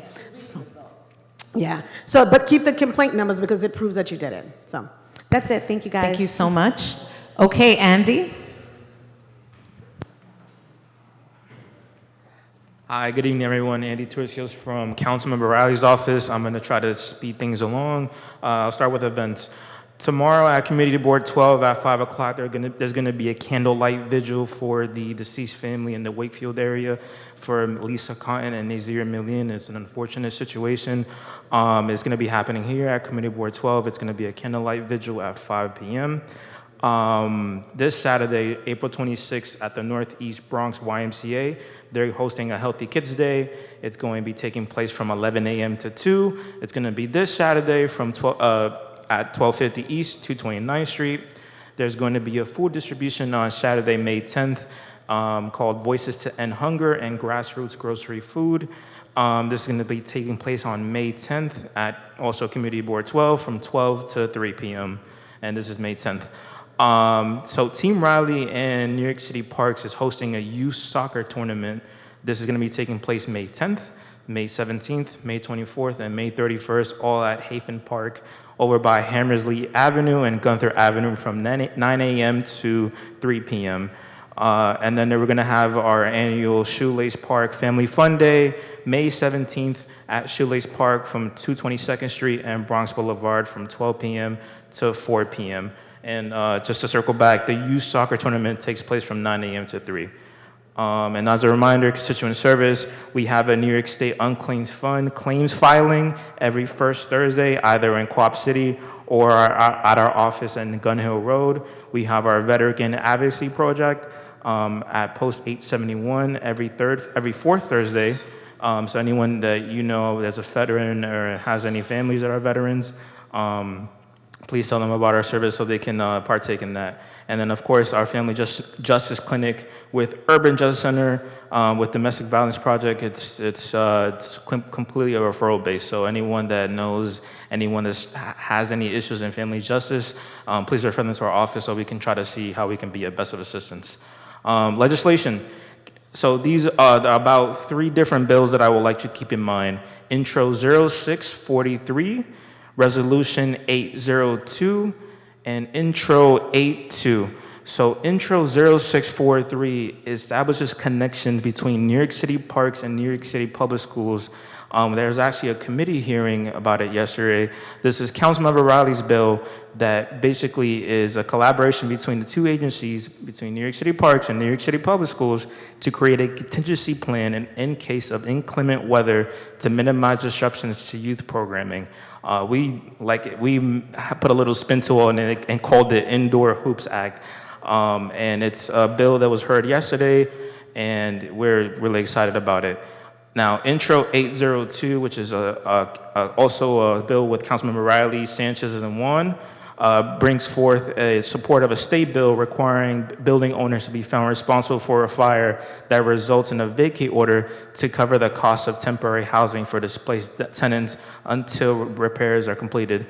This only is supposed to really incentivize building owners to really be on track of any of the issues in their building so that they can try to fix it before something like that unfortunate happens, and it just creates kind of a more of a contingency plan for tenants so that they don't become displaced by fires. And then the last bill is Intro 82, which is Councilmember Riley's gun violence bill. I did bring petitions here, so if you guys want to sign in to kind of show your support for it, I would greatly appreciate that. And then lastly, our participatory budgeting vote week did end, and we will be announcing what the project that was voted on later in the spring. And I think that's it for me. Oh, yes? Okay, no problem. And they typically send it the next day, right? You send a summary of all your notes. I would like to say that I'm trying to be better at that, but yeah, I'll Please, do that. because we have Etonia doing our minutes today, so any information that you could send her would be great, because that was a lot of information to capture. Of course. So I'll get that done to you tomorrow, okay? Thank you so much. No problem, thank you. Etonia, and any backup you need, we're going to support, and I'll forward you presentations and stuff.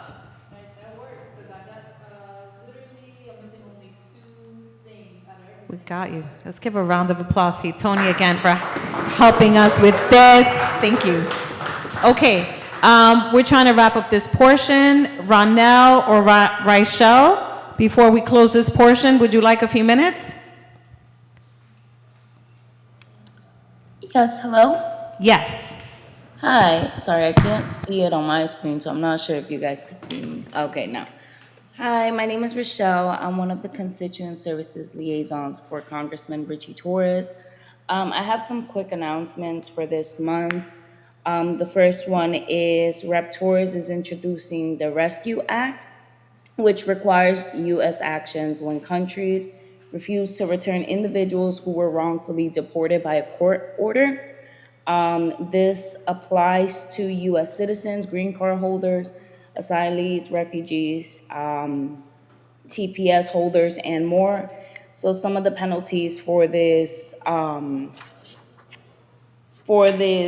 bill is that visa bans for foreign officials, terminations for diplomatic agreements, and suspension of trade and aid. Another announcement is that Congressman held a press conference last month, March, with the Bronx Environmental Group to protest the illegal termination of EPA grants under the Trump administration. So this is something that Mr. Torres is emphasizing, the Bronx health and environment being defunded, so he is against that. And lastly, on Monday, April 28th, the House will vote on the setting consumer standards for lithium battery act. And that is for the safety standards and protection of consumers from defective batteries. And that was sponsored by Richie Torres. Great. If you could send that in to us as well via email, that would be great. Yes. Ronell, thank you so much. Rachel, I hope I said your name right. Rachel, thank you. Ronell? Hi, my name is Ronell from State Senator Jamal T. Bailey's office. We had our food distribution yesterday. We have it the last Wednesday. Yes, the last Wednesday of every month. We also have an event coming up. Give me 1 second. While you're looking up your notes, we do just have a note for Senator Bailey. We do have our legislative breakfast coming up, and he was one of our elected officials that was not able to make it. So we rescheduled it for the summer, so we do hope he joins us. Thank you. Okay, I'll make sure he gets that message. So we have our Taste of the District. It's one of our biggest events of the year. It'll be held May 3rd from 1 to 4 at the Northeast Bronx YMCA. So if you're interested in attending, again, that is May 3rd, 1 through 4 at the YMCA. Thank you. Thank you so much. We'll join. Okay, I think that concludes this portion of our agenda. Moving on, I have a quick report. Letters of support went out to the Ebenezer Church and Well Life. I emailed you all the letters. I had a meeting with our urban fellow, Aish. She's working on urban planning issues with us, and George and Ursula were part of that as well. Aish will be presenting on land use optimization and vacancy assessment for this district at our next land use committee meeting on Monday, May 12th. And Ursula did email that presentation out to all of you. She made an interesting suggestion for us to perhaps retain a marketing analysis of future development for this district. And I also asked her to evaluate the AMI, which is the area mean income averages for this district, which vary, right, with other districts like Upper East Side, Upper West Side, Brooklyn, et cetera. We know that the AMI equation should not be a one-size-fits-all formula. Therefore, having a percentage that is more accurate and represents this district is important when we're having conversations about affordable housing development, discussions, et cetera. I also asked Aisha for the following presentation after that if she can focus on our community's infrastructure. So she will be assessing and studying how old our sewer systems are, when they were last updated, recommendations, flood zones, et cetera. So make sure you join our land use meeting, again, Monday, May 12th. And then requests for meetings. I have asked our district manager, George, to get us a meeting with the NYPD's new pilot quality of life division. And Alina, we just asked for your support as well.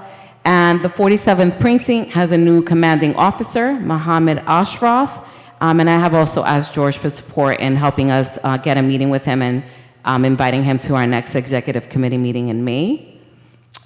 George, I don't know if you have any updates on that. And that wraps up my portion. Yes. Go ahead, Ariel.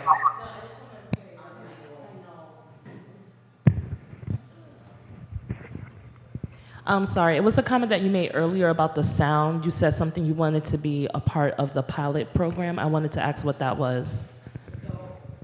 Alina spoke on it. The NYPD has a new division, which is quality of life, is a pilot program. And so they're meant to address issues such as noise complaints. As you know, our district was categorized as the noisiest. So it's a meeting that we're requesting. Well, that's what we should find out. Yeah.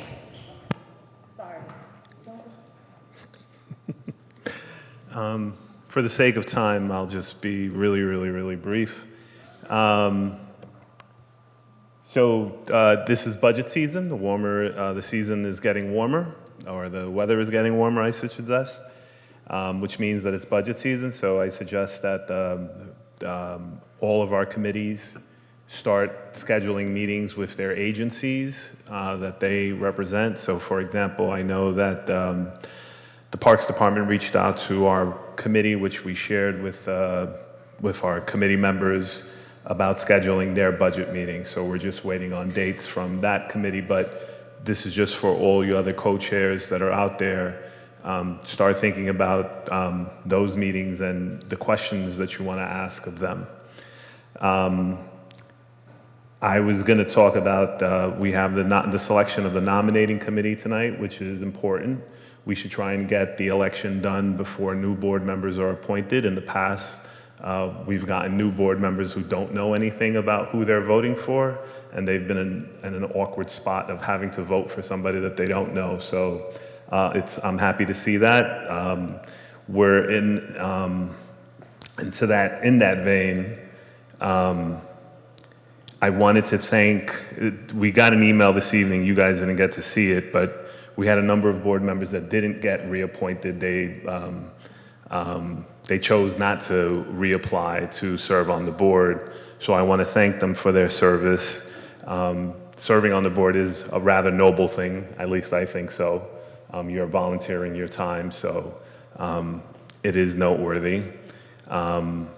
But we actually don't know, that's why I was telling you earlier, Ariel, whether or not it counts for quorum, because the borough president's office hasn't told us whether they're still on the board or not. Theoretically, they were supposed to be off the board March 31st.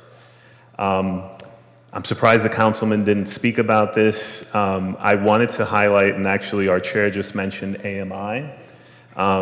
The city council is having a hearing on Tuesday, April 29th at 10 o'clock in the morning. I emailed, or Ursula emailed you my district manager's report, so all of you should have it. But they're going to be talking about Housing Connect. And Housing Connect is the city's way of dealing with affordable housing and the challenges that are faced by Housing Connect. So we've touched on it briefly with Organ, but one of the concerns that we have up here is that all the new housing that gets built goes on Housing Connect, and then it comes off Housing Connect and gets turned into a shelter. And that's always been a concern, and that's one of the challenges that I raised with the councilman. I said, you know, this is the city's affordable housing lottery, and yet they're taking it off the lottery and they're turning them into shelters. So when they talk about building affordable housing, I would suggest that market rate is actually cheaper than what affordable housing is in this neck of the woods. So that's an important hearing. I'll be tuning in. Embedded in the report is the links. There's a link to YouTube and there's a link to Legistar, which is the city council's way of, so you can follow along. And Andy Turcos spoke about the vigil tomorrow evening. So if you have the opportunity, it's going to be here on the steps of our office. And as I always do, today marks my 3,553rd day as your district manager, or 9 years, 8 months, and 22nd day of my tenure here. I'm grateful for each and every day at the board. Thank you for your patience, and good night. Thank you, George. I do want to make an announcement. Excuse me. I do want to make an announcement. You know, and it has a lot to do with elections as well. But as you know, Judith Benitez serves as on our executive officers, and she also serves as co-chair of small business and development. And so she's stepping down as co-chair, and that position is now going to Ariel. So she will be joining that committee as a co-chair. But Judith will continue to be part of one of our executive officers. We'll further discuss. Okay. So now we're going to go on. Thank you, George. We're going to go on to committee reports. Can I make a motion to pass the executive committee report that was submitted in February? Everybody should have received it. It was back in February. So okay. Did you cash out, Etonia?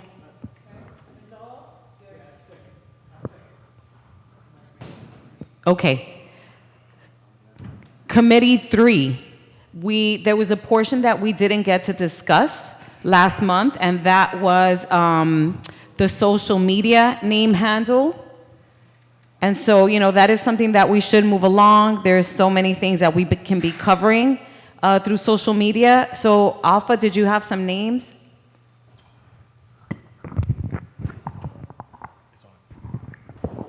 All right, so we have, I'll say 3.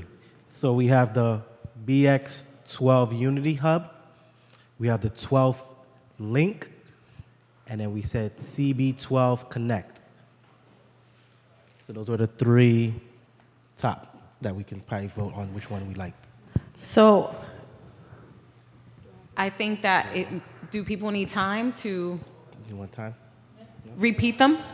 All right, so BX12 Unity Hub, the 12th Link, CB12 Connect. CB12. I say CB12 Connect because it should have CB12. Maybe Bronx CB12 Connect because there are other CB12s in the other boroughs.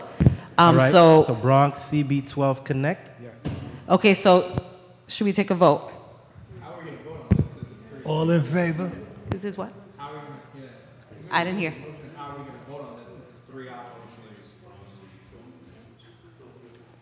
Right. You want to repeat that? The motion before the body is whether or not we're going to approve Bronx CB12 Connect. Okay. Everybody understand? Yes. Yeah. All right. Alpha. So we'd like to get a motion to pass the Bronx CB12 Connect as our social media handle name. I second it. So moved. Okay, do you want to take a roll call and a vote?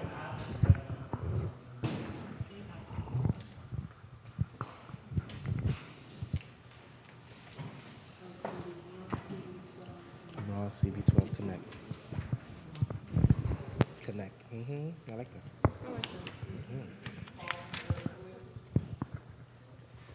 Carlton Berkeley.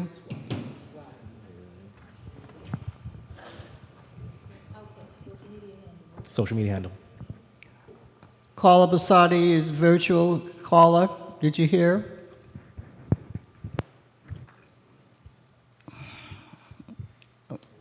Not present. Aye.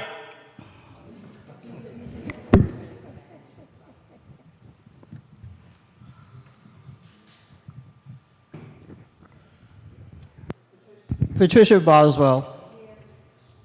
Patricia Boswell. Aye.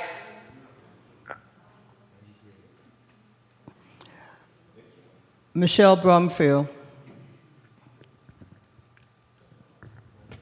Absent. Desiree Campbell. Absent. Or not present, let's put it that way. Joan Claude. Etonia Davis. Tolene Dickerson. Aye. What did she say? Aye. Tierra Donaldson. Denise, are you still with us? Denise? She's not present.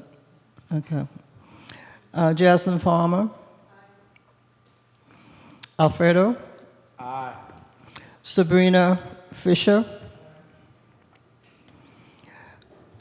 Katika Fuentes is not present. It hasn't been official yet. Johnny Goff, not present. Darren Grant is not present. Sheila Grierson, I know that. Robert Hall. Aye. John Isaac. Theodore James, not present. Alpha Kamara. Robert Link.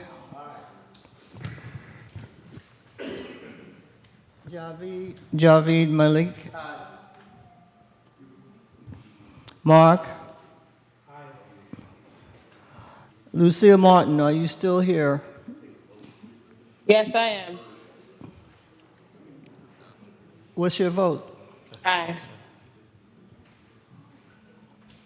Mam Mansah? Hi, you're so soft. Antoinette Mitchell? Elise Murray. Clinton Mike.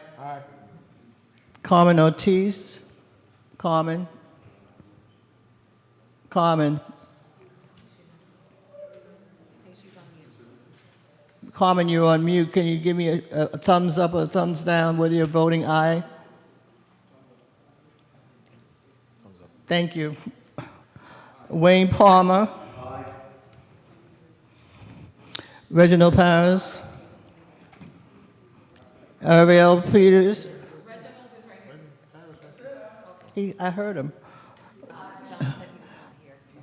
Ariel Peters. Dominic Finn.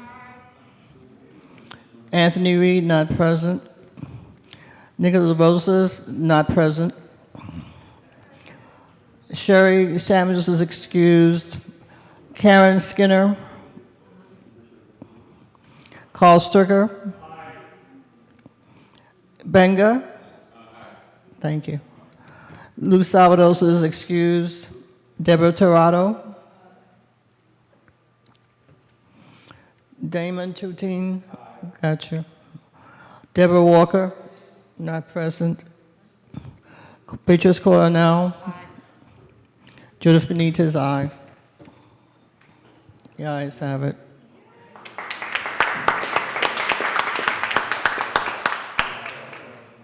Good job, Alpha. Oh.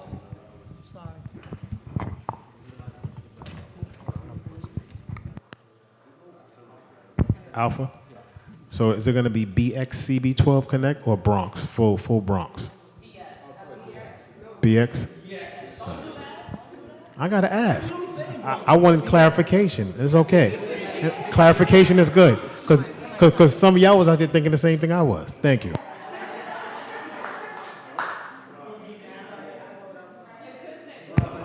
Congratulations. Thank you so much for taking the initiative on this, and we look forward to creating stories and content.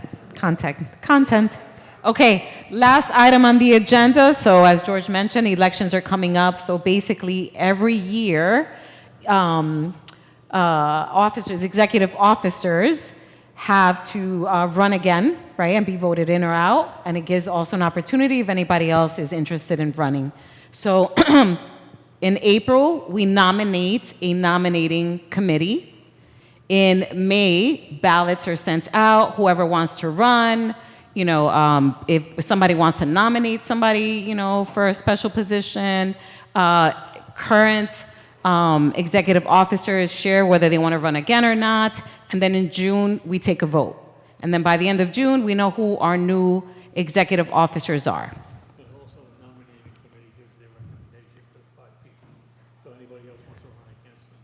So nominating committee also gives a recommendation. Okay. Any questions? Okay, so at this point now, we have to nominate our committee. So you can raise your hand and nominate folks. Go ahead. On the mic. We need to nominate 5 people to this committee, to the nominating committee. Hey, Robert Link. Okay, so Etonia, Robert Link is officially on the committee. We need 4 more folks.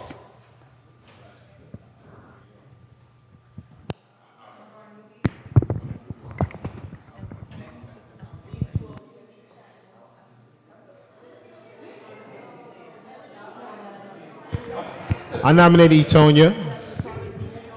I second. I nominate Benga. Okay, Benga. So we have Robert Links, we have Etonia, we have Benga.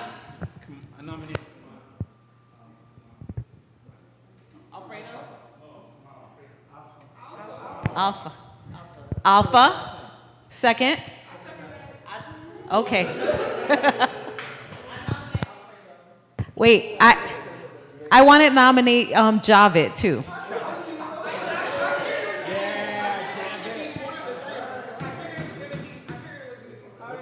Order in the court. For Alpha, your motion, yes? Yes, ma'am. Okay, and the second was from Dominique, or was it from Okay. How many you have so far?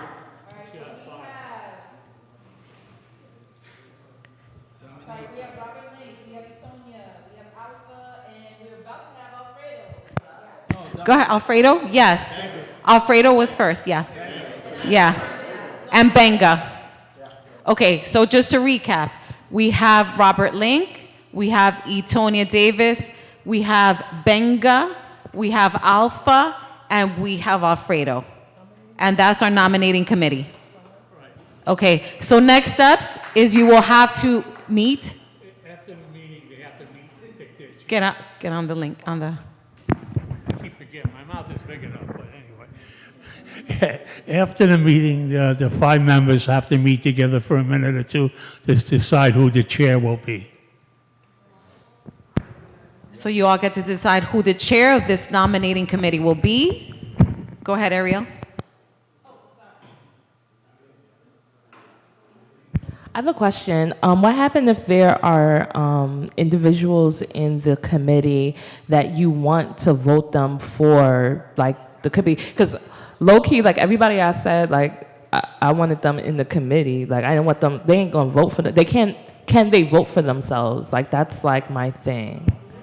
Because that's a conflict of interest. Yeah. So that's my question. So no, they can't? No, it's a conflict of interest. You can't do Right. that. No, right, you can't. You Yeah, cannot.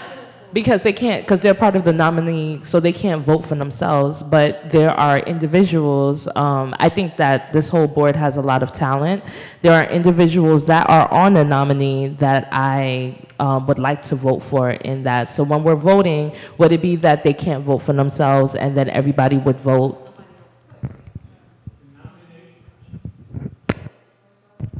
The members of the nominating committee cannot vote for themselves.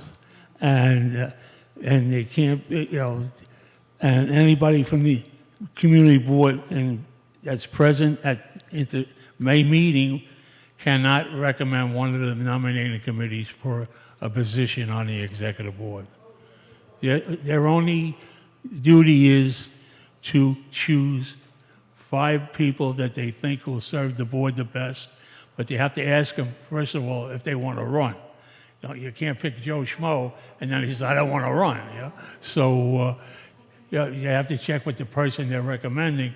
And then in May, after the slate is presented to the board, then we can take nominations from the floor for the positions. Right.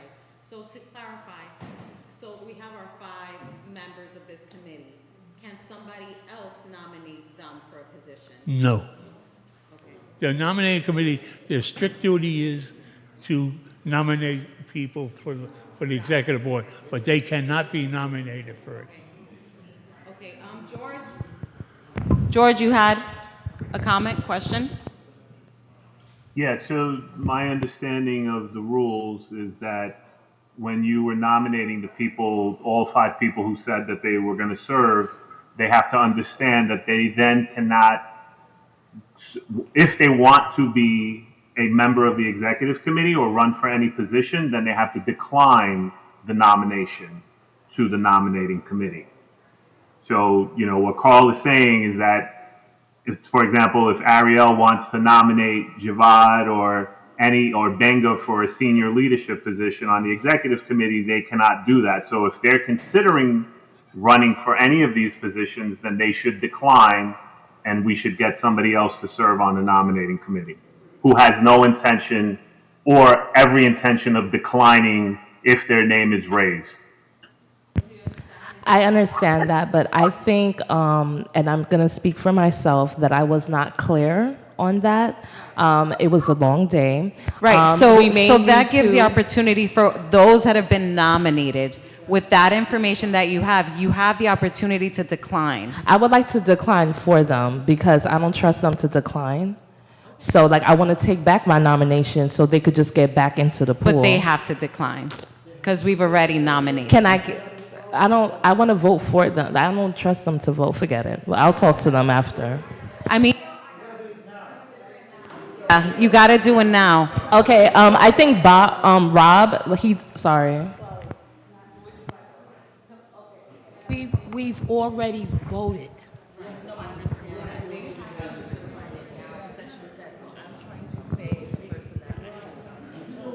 You have the opportunity to decline. So if somebody already that was nominated feels like they want to run for something, do it now, because after that, we can't go back.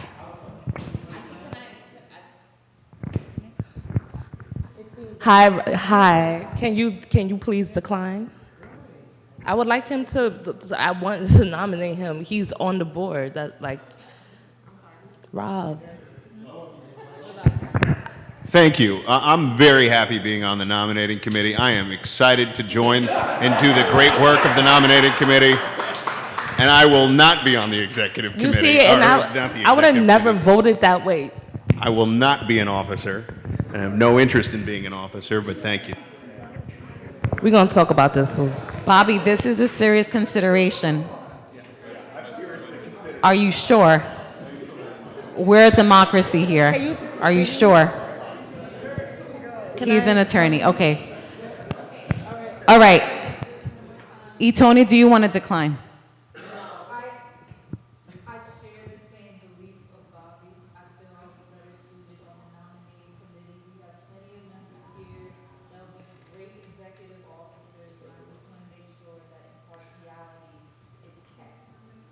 Right. Okay. I'm sorry, that wasn't on the microphone. I did not hear that, so I don't think that should be considered.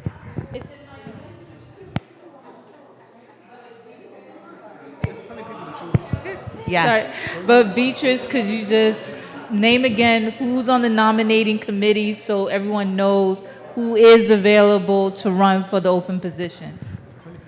Yes. So you want to know who's on the nominating committee? Okay. You have the list there, so you want to just share them? All right, so we have Bobby Link.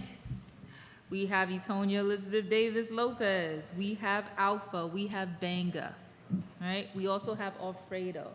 I heard Javed earlier. Someone wanted to put Javed on it, but was that clear? Okay, so we already met with the fund. Right? Nope. She wants to. Nope.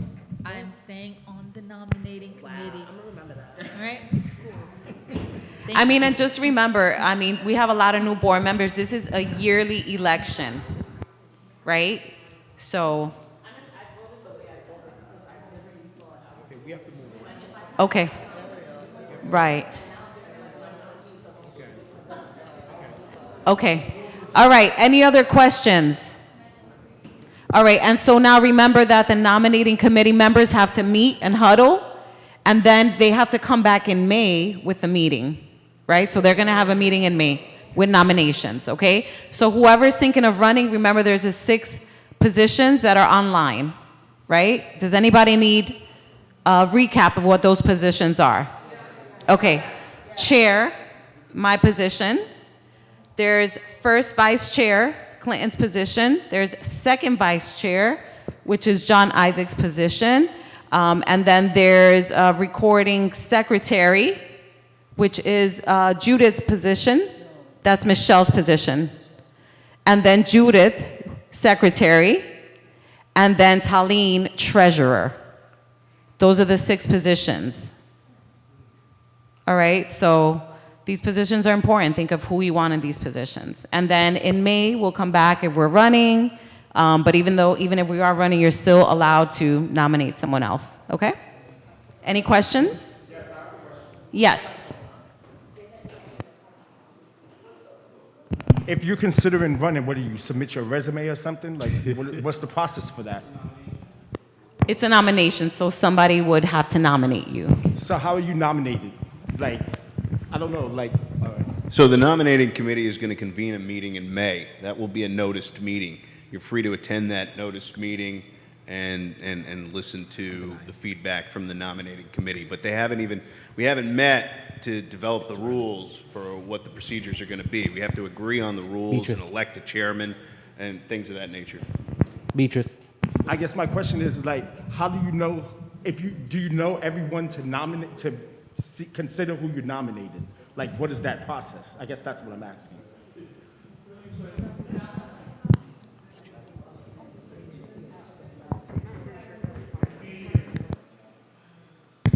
I got it. The key is the nominating committee is going to nominate 6 people for the position, 1 for each position. Now, when we come back in May, if you feel you know somebody that should have one of those positions, you can nominate them in May to run against the person for whatever position you think they can fill. And so when we do the ballots for the June meeting, when we have the final vote, the vote should be in by June so we can announce the final, the final thing. So say 3 people are running for first vice chair. So what happens is the ballot goes out to all members of the board. They fill the ballot out, who they choose are the 3 people for that position. It goes back to the nominating committee, and they show that, they had theirs, and this is who's going to be running against them. So if you feel like Harry Yari wants to be second vice chair, well, you vote for him, all right, and then, or if you want John to remain as second vice chair, you vote for him. Okay?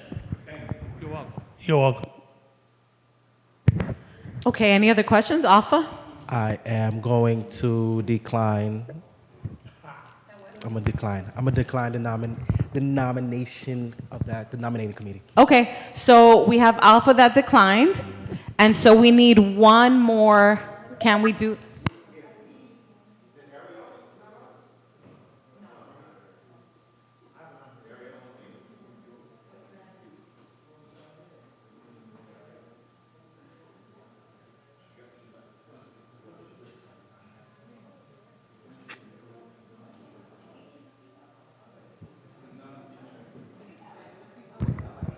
Okay, I'm going to nominate Jaslyn Farmer for nominating committee.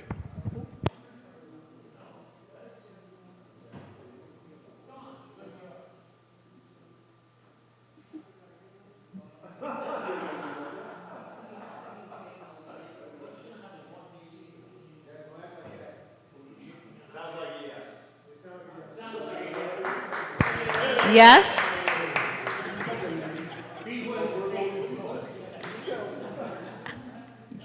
Is that a yes? They're bullying. No, you're about to have a space. Right. Guys, look, seriously, we got to take this serious. I'm sorry, all jokes aside, it has to be serious. No pressure. No pressure if you're not able to, because it is a commitment, and it's 3 months of commitment. No, Wayne, no. I would like to nominate Wayne Palma for the nominating committee.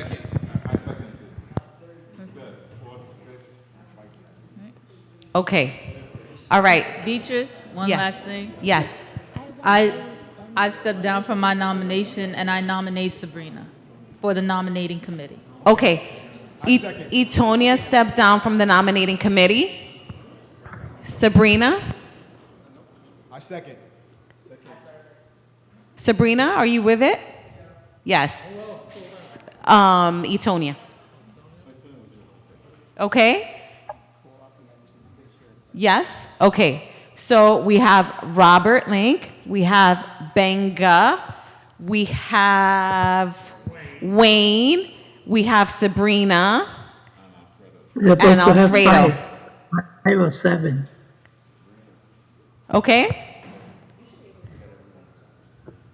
Is everybody in agreement? Yeah?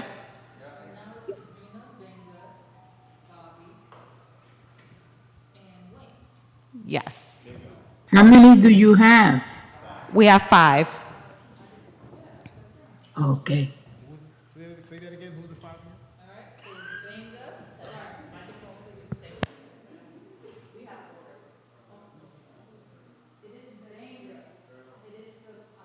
Sorry. It is Benga, it is Bobby, it is Sabrina, Wayne, and Alfredo. Those are our starting 5.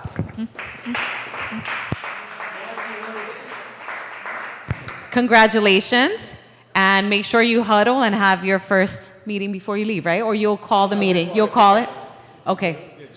All right, so we'll make sure that you have each other's information so you can reach out to each other. Okay? All right, can I get a motion to close? So moved. You caught that? Okay. Good night, everybody.